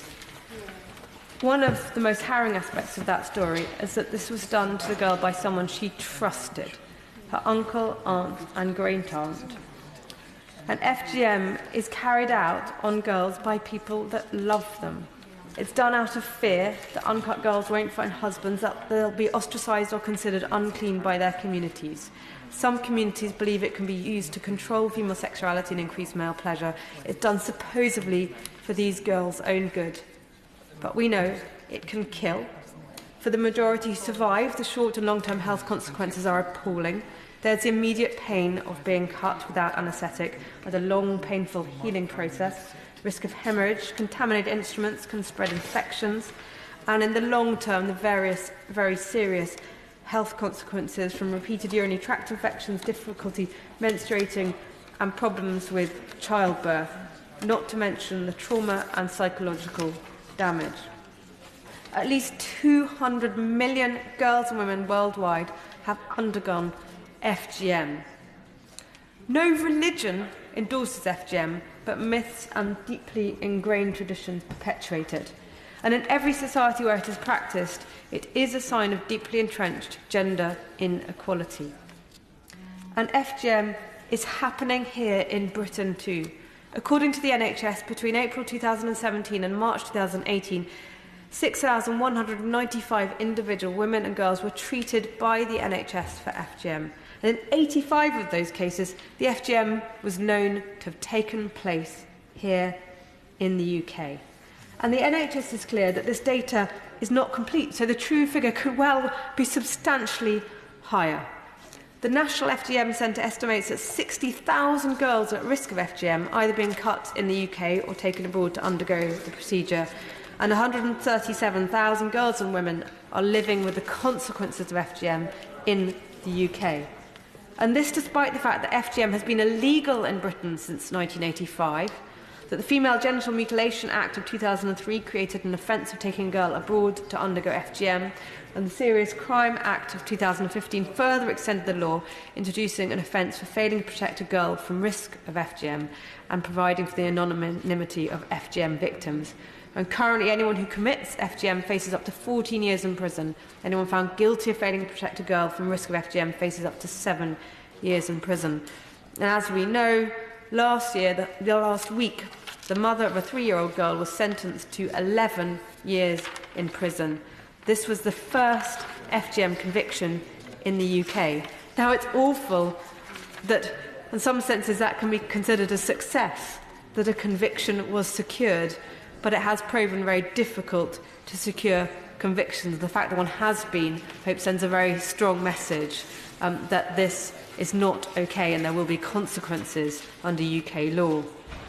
The 2015 Act also introduced FGM protection orders which give courts powers like taking away a child's passport to prevent them from being taken abroad.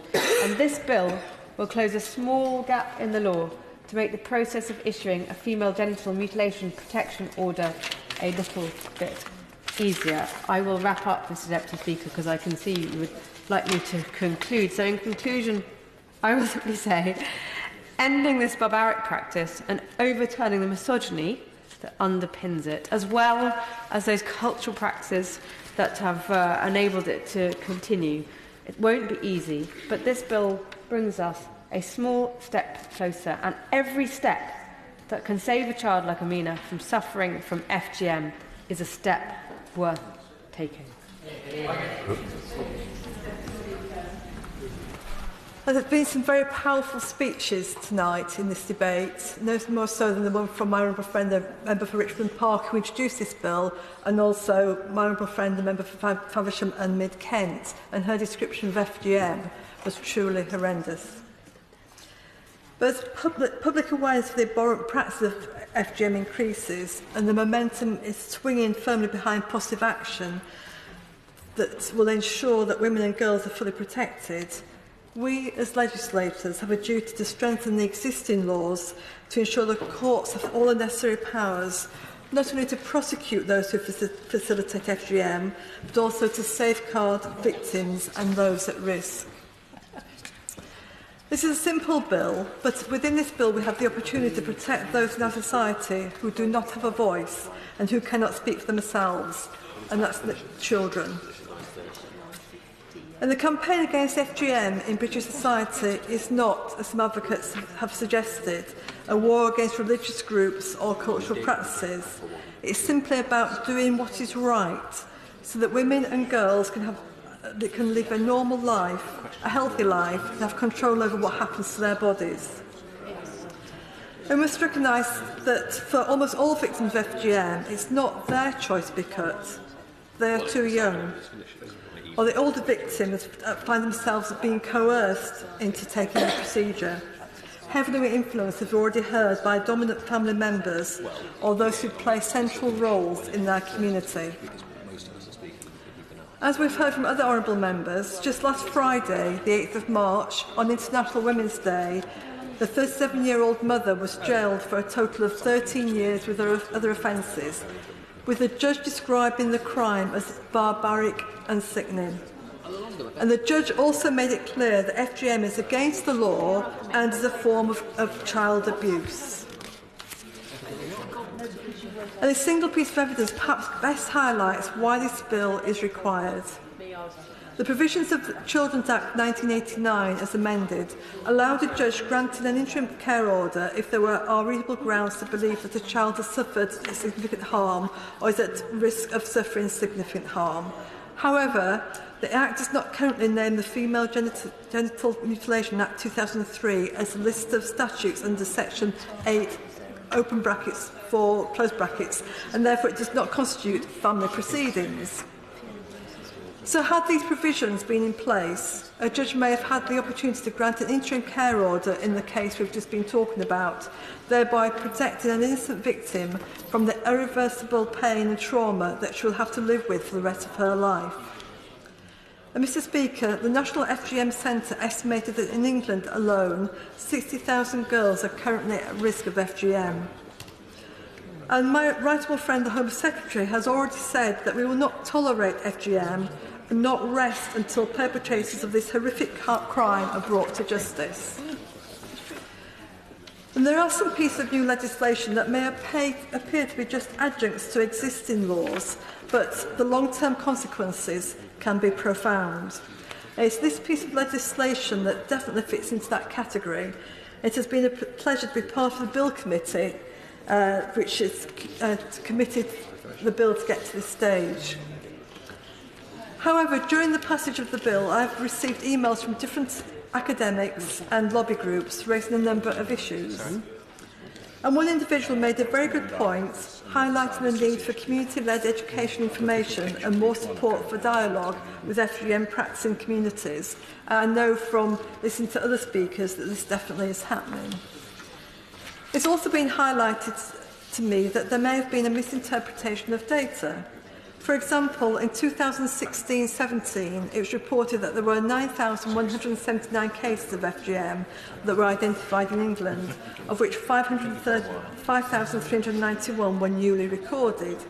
Now, Mr Deputy Speaker, it's important that this doesn't mean to say that 5,391 girls had recently been subject to FGM, but that number of girls had been newly identified. Of course, it follows from this that these new cases may not have occurred in this country.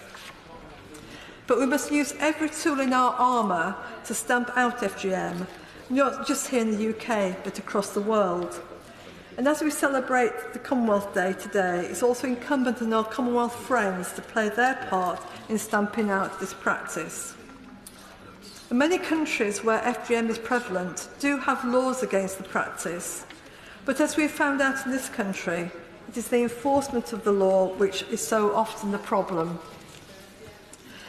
And to eradicate FGM, we do need the community groups and individuals that are so passionate about campaigning to stop this.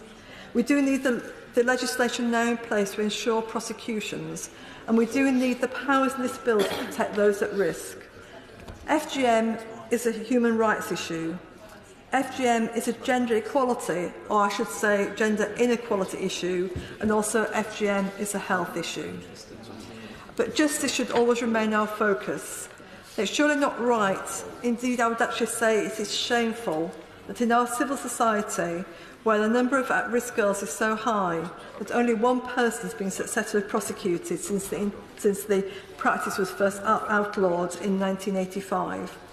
However, this bill, which clearly commands cross-party support, allows the courts to safeguard just a handful of girls at risk. And I believe it will have done its job, and I now look forward to its speedy passage onto the statute book. Let's remind people, 5 minutes, please. Dr. Caroline Johnson. Thank you, Mr Deputy Speaker. I'd first like to congratulate the member for Richmond Park on bringing this bill forward as his private member's bill and dealing with this very important issue. Last week was International Women's Day, a joyous occasion in which women and girls came together to celebrate their achievements, the women who helped them realise those achievements, and their victories in the long-term road for equality. But today's debate reminds us not just how far we've come, but how far we still have to go. FGM is a barbaric practice which has no place in the world today. It is often, as other members have said, performed by a local cutter, not someone with any medical skills, in a barbaric way without pain relief. These women have their genitals cut into such a state that they go and end up with very significant long-term consequences.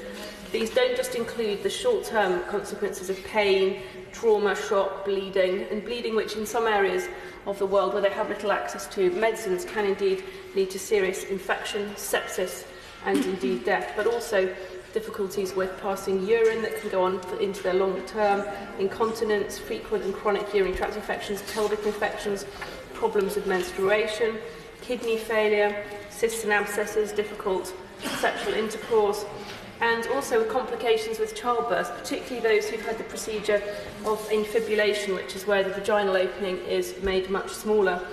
There is a possibility for women who have had that procedure to have it reversed or have it undone during pregnancy in advance of labour, if this is something that the midwives and surgeons are aware of. But again, that leaves women with very significant mental health problems afterwards. Some women feel very uncomfortable with the fact that it has been undone, and the family may treat them differently as a result. And indeed, as other members have suggested, some women will be sewn up by the time the next pregnancy occurs. I will give way. Thank you for giving way. Well, the Honourable Lady has outlined very clearly what legislatively needs to happen in this House in relation to the physical abuse and the emotional abuse. Does she not also agree that it's time for a cultural change in that society as well? For if a cultural change comes into play as well, then the methods and the habits will change. It has to start there as well. I thank the Honourable Member for his intervention. He is, of course, absolutely right about that, and I'll come to that later in my speech. Given how barbaric this practice is, it is surprising to see how common it is, with more than 200 million women in the world said to be affected by it. And recent statistics showed that there were 150 women last year who were British-born, identified by NHS Digital as having had this procedure, and 85 of them had had it here in the United Kingdom, with about 130,000 women in the UK estimated to be at risk, with 1,000 new cases identified by NHS this year. Whilst reading for this debate, I read about the case last month of the first person convicted of FGM. This was a mother found guilty of FGM when her daughter was only 3 years old. This young girl was pinned down in her North London home and had her genitals cut or partly removed. Her mother claimed that this was due to her falling onto a cupboard door. In my work as a paediatrician, I have seen some tall stories of how injuries to children may have occurred, but it was clear that the jury did not believe her. Children of this age do not have enough strength to escape the knife. They do not have enough strength to escape their attackers. That's why we need laws to protect these vulnerable children from harm which is sadly very often perpetrated by those closest to them who should be protecting them the most. That's why I'm proud that the UK is a world leader in introducing legislation in this area. It's been illegal since 1985 under the Female Circumcision Act to mutilate the clitoris or labia or to help someone to do it. The government improved things further in 2003, recognising that girls and women were being taken abroad for these procedures. They increased the territorial reach so that UK nationals or UK permanent residents taking someone overseas or allowing this procedure or helping this procedure to happen overseas would also be guilty of a crime.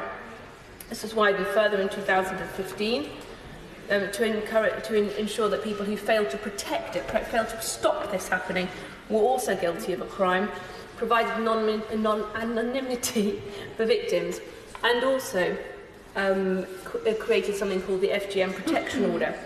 Updating laws, Mr Deputy Speaker, is a continuous process to ensure that children are protected. It is right that we have strong sentences of up to 14 years for those guilty of FGM, and up to 7 years for failing to protect them. But it has been difficult to get convictions, and we need to look further into why, and in particular how to, as the Right Honourable Member for Strangford said, change the culture in society so this doesn't happen in the first place. So what does this bill do? This bill is a crucial amendment to the Children Act because it adds children's powers into family proceedings.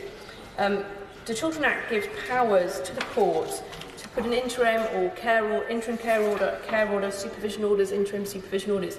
What do these do? Essentially, these allow the courts to share parental responsibility allow the local authorities to take into care these children. The test for it is that there is reasonable grounds to believe the child has suffered or is at risk of suffering significant harm. And I don't think there's any member in this House who would doubt that FGM would be, or risk of FGM would be considered to meet that threshold. But at the moment, if an FGM protection order is being applied for, and there's also a desire to apply for an interim care order, these need to be done separately, which takes time and creates increased procedure. This law will ensure that that doesn't need to happen because it will all be done as one single one. I will give way. For giving way, and I know she has great experience in the medical profession, but would she agree with me that this process is nothing but pure cruelty to young children, and any parents, no matter what their culture is or whatever, should be brought and face the full rigours of the law for this?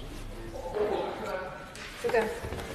Just suggest, I did say to people 5 minutes, I am very concerned that if we don't want some members to speak, it's only Conservative members who are down, so you're actually cutting each other's time up. Dr Carol Jones. I thank you for that, Mr Deputy Speaker. I'll aim to wrap this up very quickly.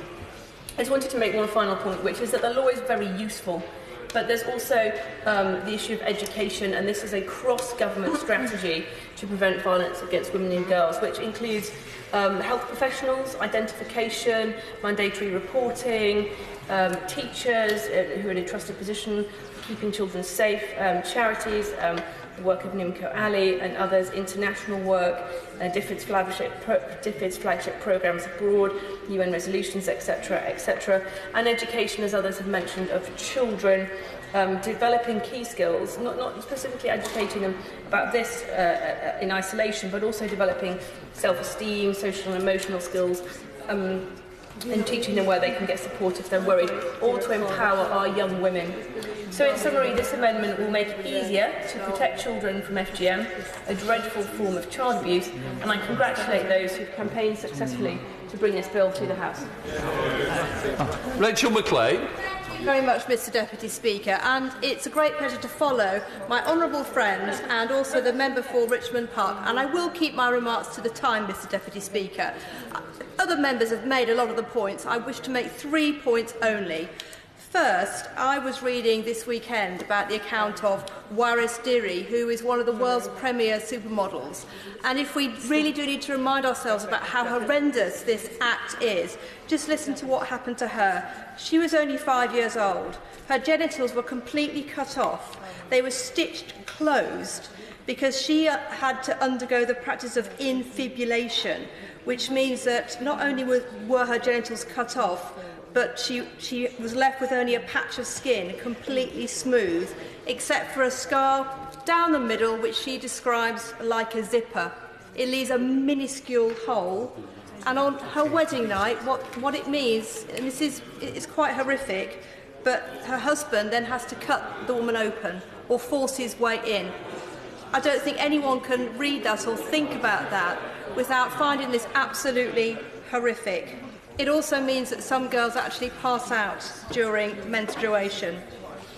So how do we tackle this? Obviously, we have to also tackle this internationally, because we know that the desire for social acceptance and avoiding social ostracism is actually at one of the underlying roots of FGM.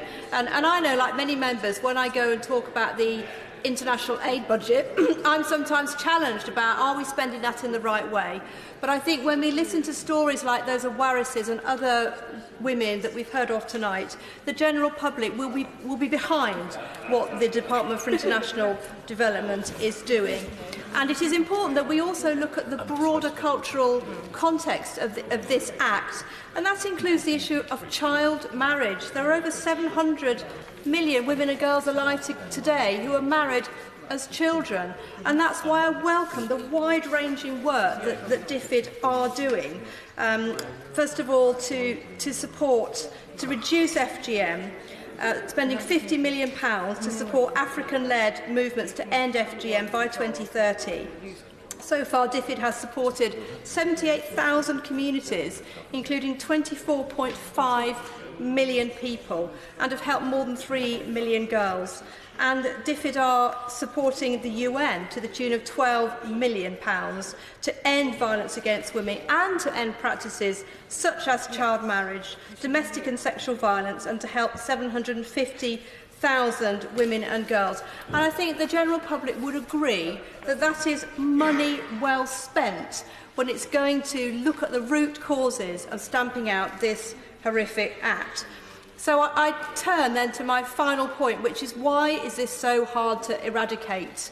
We've heard that this is a broad cultural issue, that people are frightened to report it, that it comes with stigma and shame in some communities, and that the women themselves who are actually carrying it out are doing it from a place of love. They are doing it because their ancestors also did it to them, and they're doing what they think is right.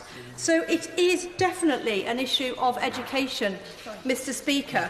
And so, therefore, I think we really need to look at how are we educating not just the victims and the young children that this is wrong, but also the women that are carrying this out. And so I do wish to finish on the point that we need to look at the new religious relationships and sexual education that is being brought into schools on a compulsory basis. And we have to ask ourselves some searching questions as a society, in that do we think it is right that there are circumstances when parents can withdraw their children from these lessons, and how do we tackle the very difficult issues where we see some communities protesting outside schools because they don't like what the government is trying to teach the children in schools, which is precisely some of the issues that we are debating here tonight, and eradicating this absolutely horrific mutilation of young women and girls. I look forward to supporting this bill and seeing it progress through the House tonight. Forward. Thank you very much, Mr. Speaker. I'm delighted to be able to support this bill tonight. FGM is a hideous crime. It has no place in our society. I'm very pleased that it has been illegal in the UK since 1985, when the law was introduced by the then Conservative government. The law was then tightened up again in 2015 by a then Conservative-led government, and this is why it is completely correct that this government is leading this work again tonight. It's estimated that 200 million girls and women have been subjected to FGM across the world. Over 130,000 of those are in the UK, and the independent suggestion is that around 60,000 girls and women in this country, are at risk today. Now, we know that for many of those girls, when they are subjected to FGM, that actually often happens in other countries. And that is why it is so crucial that we continue to support the work of DFID to make sure that our young girls and women are protected not only in the UK but also overseas. And so I just wanted to use my time to just give a very strong shout out for the work that DFID is doing here. Often on our doorsteps we have people asking us, what do we get from the DFID budget? And let me just tell you some of the things that we are doing with the DFID budget. Since 2013, DFID-supported programmes have helped more than 8,000 communities, that's 24.5 million people, pledge to abandon FGM.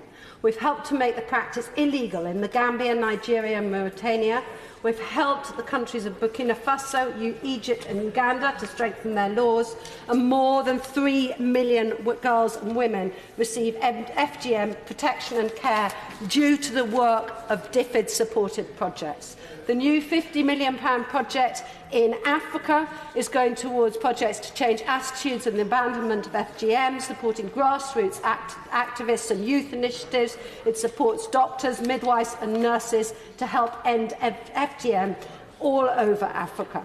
A total £15 million is going into Sudan to reduce social acceptance of FGM. Another £12 million will go to the UN Trust Fund to help protect women and girls in some of the world's poorest countries from practices such as FGM, child marriage and domestic and sexual violence. Mr Deputy Speaker, in the debate we had on Thursday for International Women's Day, I pointed out that the girls in developing countries are 2.5 times more likely not to attend school than boys. They are 3 times more likely to be a victim of modern-day slavery than boys. Through the work that this government supports through DFID, we are working all across the world, not only to reduce and stop FGM, but to stop violence against women and to help all girls get the education that they deserve. And thank you for this bill tonight. Fiona Bruce. I rise briefly in support of this much-needed amendment to the Children Act 1989, and I'm going to focus my remarks chiefly with reference to the sentencing remarks of Mrs Justice Whipple in the Central Criminal Court on the 8th of March, just last week, following the first successful conviction in the UK of FGM, the offence of FGM. I understand there is no appeal, so I'm not contravening the sub judice rules. The circumstances of this particular incident, which have been described as barbaric and sickening, were indeed that. A 37-year-old mother was found guilty of mutilating her 3-year-old daughter, and by way of highlighting the gravity, indeed the horror of this offence, I hope colleagues will forgive me for some of the graphic descriptions which I relay from the court remarks. This was a conviction which led to an 11-year sentence, and during the proceedings the jury heard a recording of a 999 call and heard a mother say that her daughter had been trying to get some biscuits and had fallen on metal, and that the metal had ripped her private parts. This was a few hours after she'd clearly been mutilated. By the time she got to hospital, she'd lost a lot of blood, so much so that consideration was given to transfusing her. A consultant operated on her that evening. He observed 3 separate cutting injuries, and this is graphic, but it does show the reality of the injuries on a child just 3 years old. The injuries were 1 to the labia minora on the right-hand side, which was missing, 1 to the labia minora on the left-hand side, which was hanging by a sliver of skin, and 1 to the clitoris in a curvy linear shape with a clot formed beneath it, which when removed caused the wound to bleed. In the consultant's opinion, these were 3 separate cuts, each of which had been deliberately inflicted by a sharp instrument. The judge referred to these probably being either a knife, scissors or a scalpel. 4 consultants, expert gynecologists or paediatricians, separately agreed with his view that this must have been deliberately inflicted injury by a sharp instrument, and 2, his view was that this must have been part of a joint plan. In other words, that there was at least one other person involved. The commission of this offence would have required the participation of more than one person. Particularly offensive, therefore, that the offence was premeditated by the child's own mother, the person who this 3-year-old should have looked to most in the world for protection, and that it was carried out in her own home where she should have felt safe. Who is to say how this will affect her ability to trust and form relationships in the future? And as the judge said, the physical consequences, the true significance of which may only become apparent in puberty or adulthood, when she recognises that her body is different. This may cause her embarrassment or inhibition in forming intimate relationships. In other words, there is a significant and lifelong burden for this child to carry. Many colleagues have said that religious and cultural sensitivities shouldn't be used in any way to justify FGM, and that, of course, is right. This was a terrible, terrible offence which occurred. I would go so far as to say it was evil. And it was interesting to note that in the evidence given to the police in a recorded police interview by this 3-year-old girl, she referred to a witch lady. In the home of the convicted individual, there were witchcraft objects found by the police. This little 3-year-old girl has been traumatically harmed, as was her 9-year-old brother, who also witnessed his sister's distress immediately after her injuries. They're both now in foster care, but after the event. Far better if before, under the Children Act as is now proposed, an order could have been made to protect them from the risk of such gratuitous physical and psychological injuries. Eddie Hughes.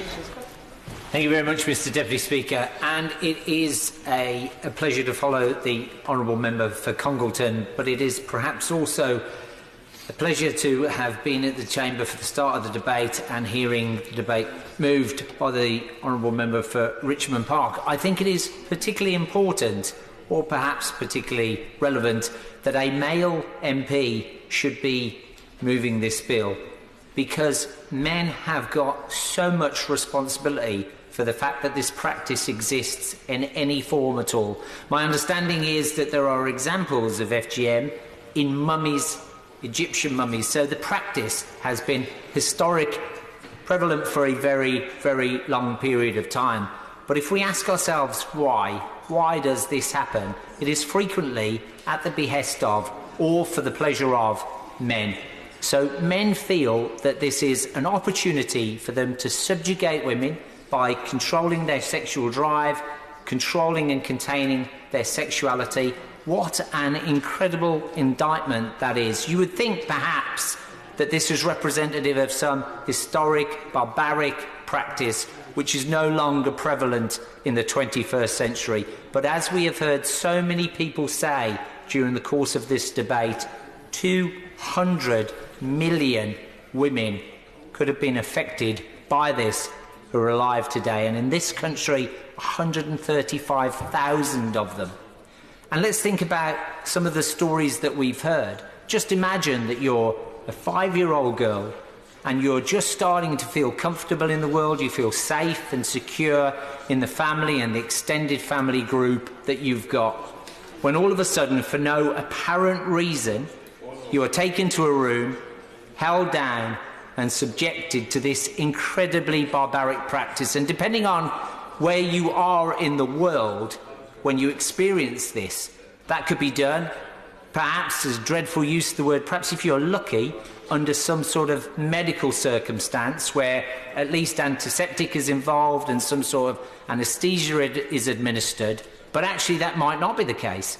It might be that that's simply carried out by an old, probably female member of the community with a razor blade, or I have even heard under incredibly barbaric circumstances with a broken piece of glass. This is the 21st century. This isn't a history lesson. These things are happening now on this planet. It is incredible, and as I said, done frequently, I think, as an example of how men like or choose to subjugate women. So it is important that we address it. It is essential.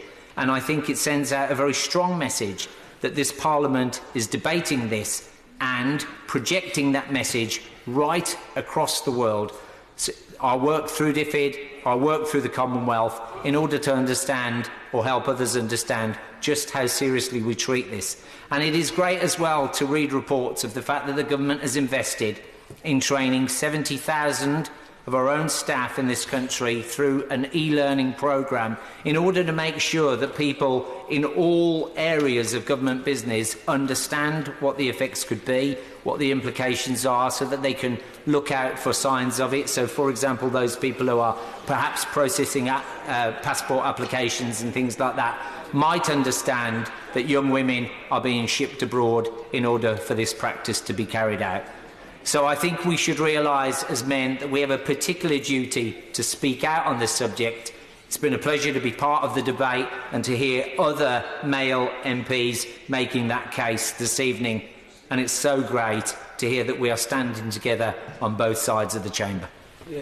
Chris Green. Thank you, Mr Speaker. It's a pleasure to follow my honourable friend, the member for Walsall North, and his insight into this severe problem and that historic context that the evils from so many years ago are still visited on children, on women, to this very day. So many of the points I would have made have already been made, and I'm conscious of the limitation on time.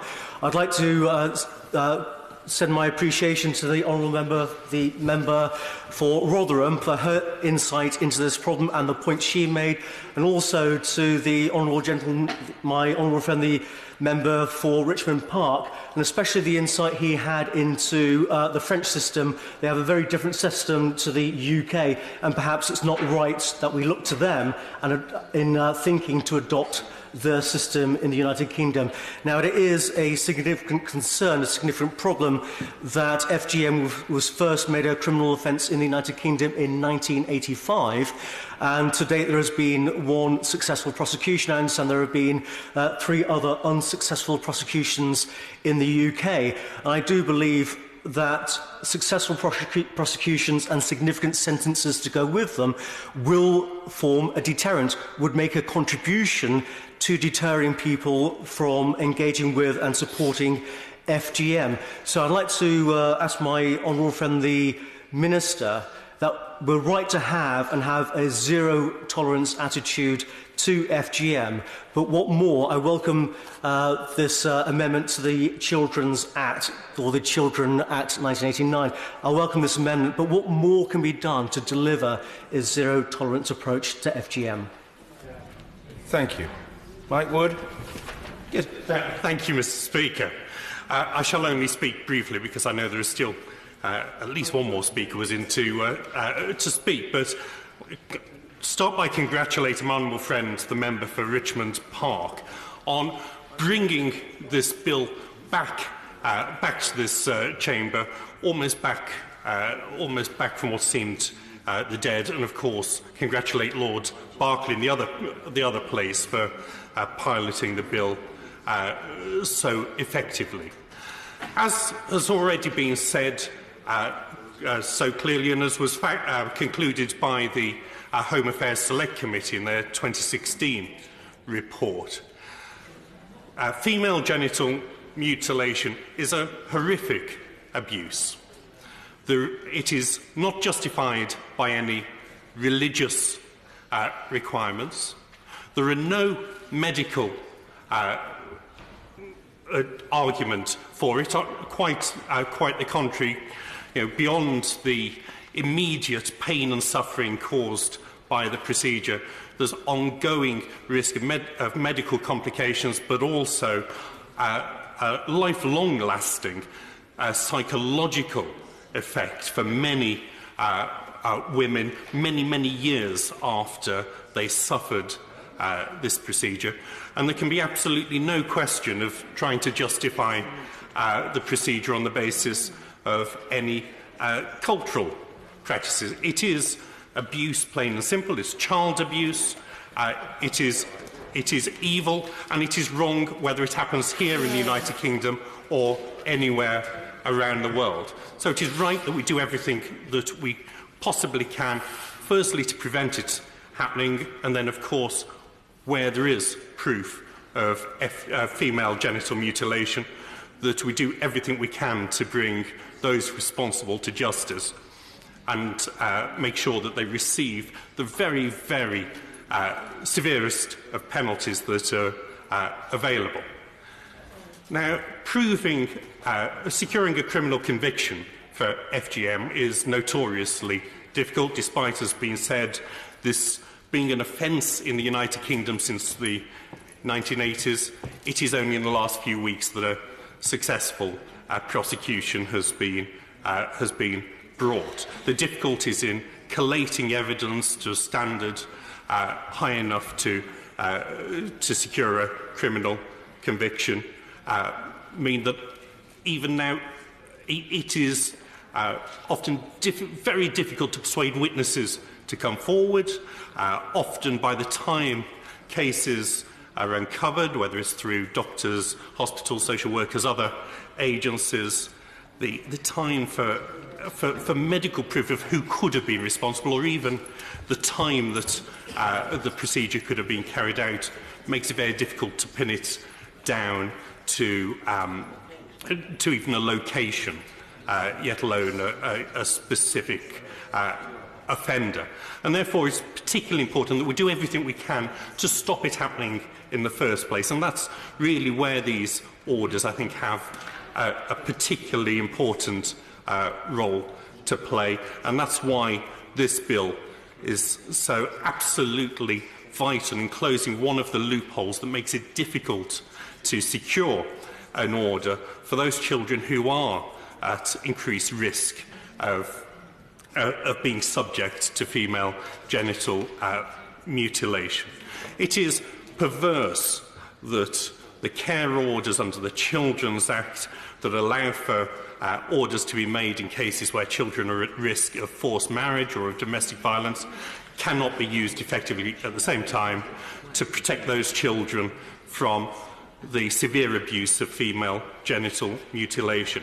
By closing that gap in the law and meaning that agencies that go through the courts to take care of children at risk only have to make the single application to secure protection against the full risk, the full range of these risks, we will be making girls and women far, far safer. So this is an extremely short bill.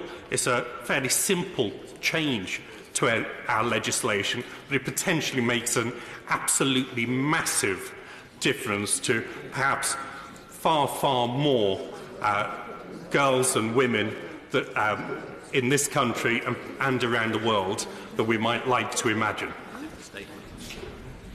Thank you. Matt Warman.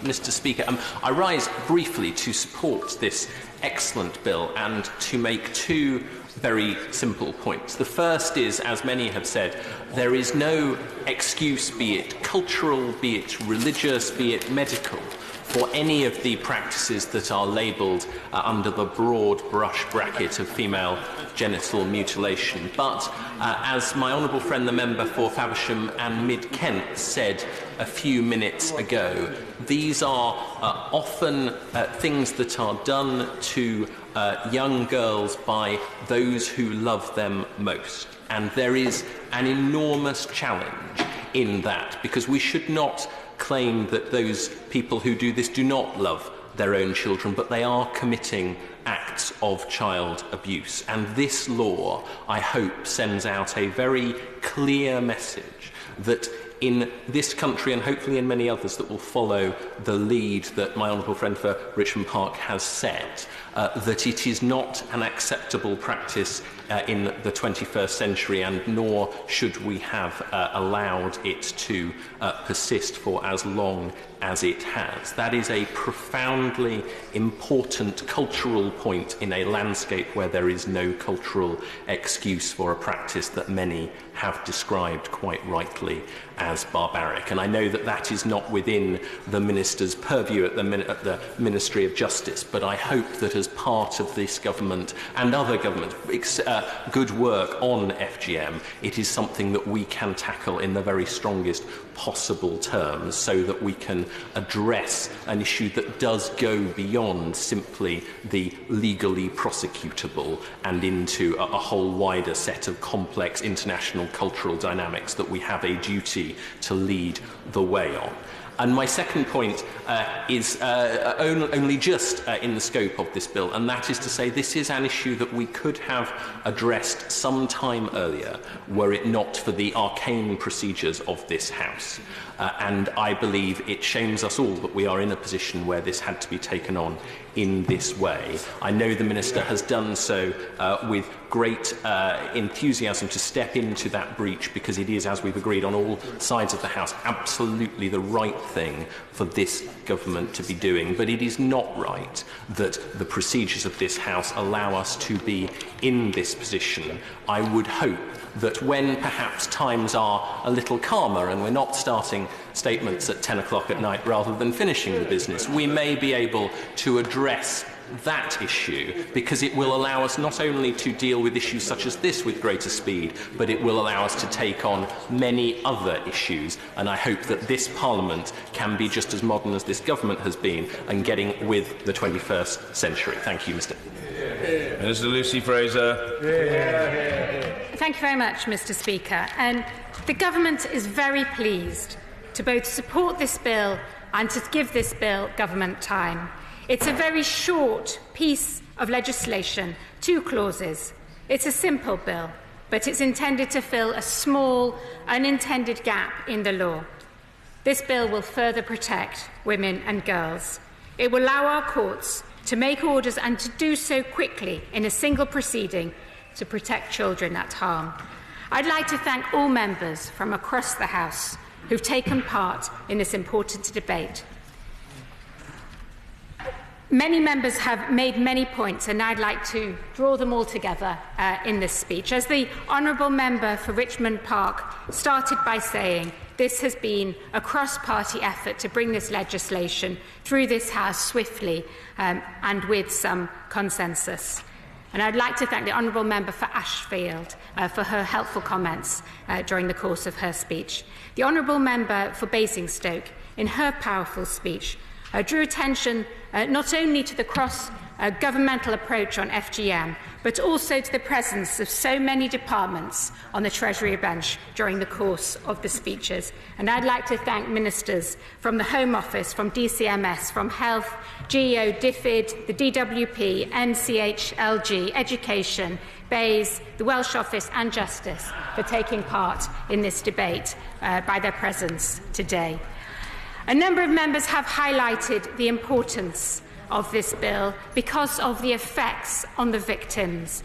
The Honourable Member for Richmond Park, the Honourable Member for Sleaford and North Wycombe, for Dudley South, for Stevenage, for Walsall North and for Ashfield all highlighted the effects. The Honourable Member for Airwash and Rotherham and North Dorset said quite rightly that FGM is child abuse. That was a point made by in the sentencing remarks of the judge in the recent conviction for FGM. Perhaps those who marked the terrible effects most closely were those told stories of the impact on the victims, the terrible story of Amina that the Honourable Member for Faversham and Kent told, and the horrific story told by the Honourable Member for Redditch, showing us so graphically the terror of the girls who are experiencing this crime and the impact on their lives forever. So what are we doing as government to address FGM? The Honourable Member for Richmond Park mentioned the legislation that goes back several decades to ensure that we are taking steps on FGM. In 2015, we strengthened the law to improve protection for victims by, for example, introducing a new offence of failing to protect a girl from FGM and allowing for protection orders. The Honourable Member for Bolton West asked what more can be done. And Mr. Speaker, I'm very pleased to say that the government is taking steps across government to ensure that we wipe out this dreadful crime. The Home Office's FGM unit has participated in over 100 outreach events to raise awareness of FGM. The Department for Health has provided £4 million for the National FGM Prevention Programme in partnership with NHS England. The Department of Education has announced its intention to reform the curriculum in schools to teach children about the effects of emotional damage and has provided more than nearly £2 million for a national programme to improve the social care response to FGM. But as the Honourable Members for Redditch and Chelmsford pointed out, it's not just about tackling FGM in this country, it's about tackling it overseas. And DFID has done a significant amount of work. In addition to a £35 million package to end FGM across 17 countries in Africa, at the end of last year, the government announced a £50 million package to support an African-led movement to end FGM by 2030. That's the single biggest investment by an international donor. Many members, Mr. Speaker, refer to the statistics of those who have experienced this horrific crime. As the Honourable Member for Ashfield rightly identified, we don't know exactly the precise figures of those who are suffering from FGM in this country, who've had that crime perpetrated in this country. But as the Honourable Member for Rotherham stated, we know it is happening in this country. And as the Honourable Member for Tooting said, it's happening to children very young. It is very, very difficult to prosecute this dreadful offence, but like the Honourable Member for Conkleton, I'd like to refer to the very powerful speech that the judge made in the recent conviction on the perpetrator of FGM, who committed an offence against her daughter. And I'd just like to read a couple of the words from that judgment, which are incredibly powerful. The judge said to the perpetrator, "You were convicted following a trial for female genital mutilation. The person mutilated was R. R is your daughter. She was just 3 years old when you cut her. FGM has long been against our law. Let's be clear," she said. "FGM is a form of child abuse. It involves deliberate physical mutilation. It's a barbaric practice and it's a serious crime. It's an offence which targets women, typically being inflicted on women when they are young and vulnerable. It is often done with the collusion of family members and then it is hidden. This case contains all those features." She sentenced the woman for that particular crime, although there were other crimes convicted, for 11 years. And what the Honourable Member for Faversham and Kent and the Member for Boston and Skegness rightly mentioned is what is so terrible about this crime is that it was done by someone that the victim trusted. And it was done in this case in a home where the victim should have felt safe. Those were both aggravating factors in the sentencing. So what are we doing about this issue? We are tackling this issue, Mr. Speaker, by increasing the protections that we offer to victims of FGM. This bill will define FGM protection orders as family proceedings for the purposes of the Children Act 1989. That will provide for a simplification in the court process. Mr. Speaker, this is a sensible and practical change which will allow our courts to make orders and to do so quickly in a single proceeding to protect children at risk of harm. Mr. Speaker, I would like to answer a number of points that were put to me during the course of the debate. The Honourable Member for Bolton West rightly referred to a different procedure which takes place in France, where medical examinations take place in France and elsewhere. But, Mr. Speaker, those take place within a different social and legal framework than in the UK, and so aren't directly comparable. However, frontline medical staff have a mandatory duty to report known cases of FGM in the under-18s to the police. And as my honourable friend from Mid-Derbyshire referred to, there is a need for medical staff to report this. The Honourable Member for Ashfield asked what more we are doing to tackle FGM to get more prosecutions.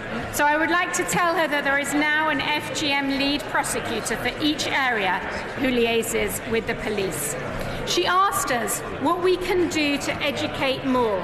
So I will tell her that the Home Office's FGM unit, which has participated in over 100 outreach events, is raising awareness of FGM across the country.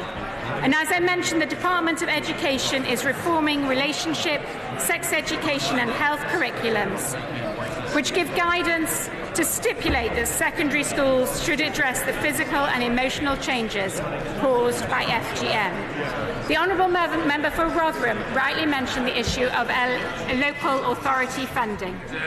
She's right to say the Department of Education did make over £1.6 million available to run the FGM Centre for 3 years.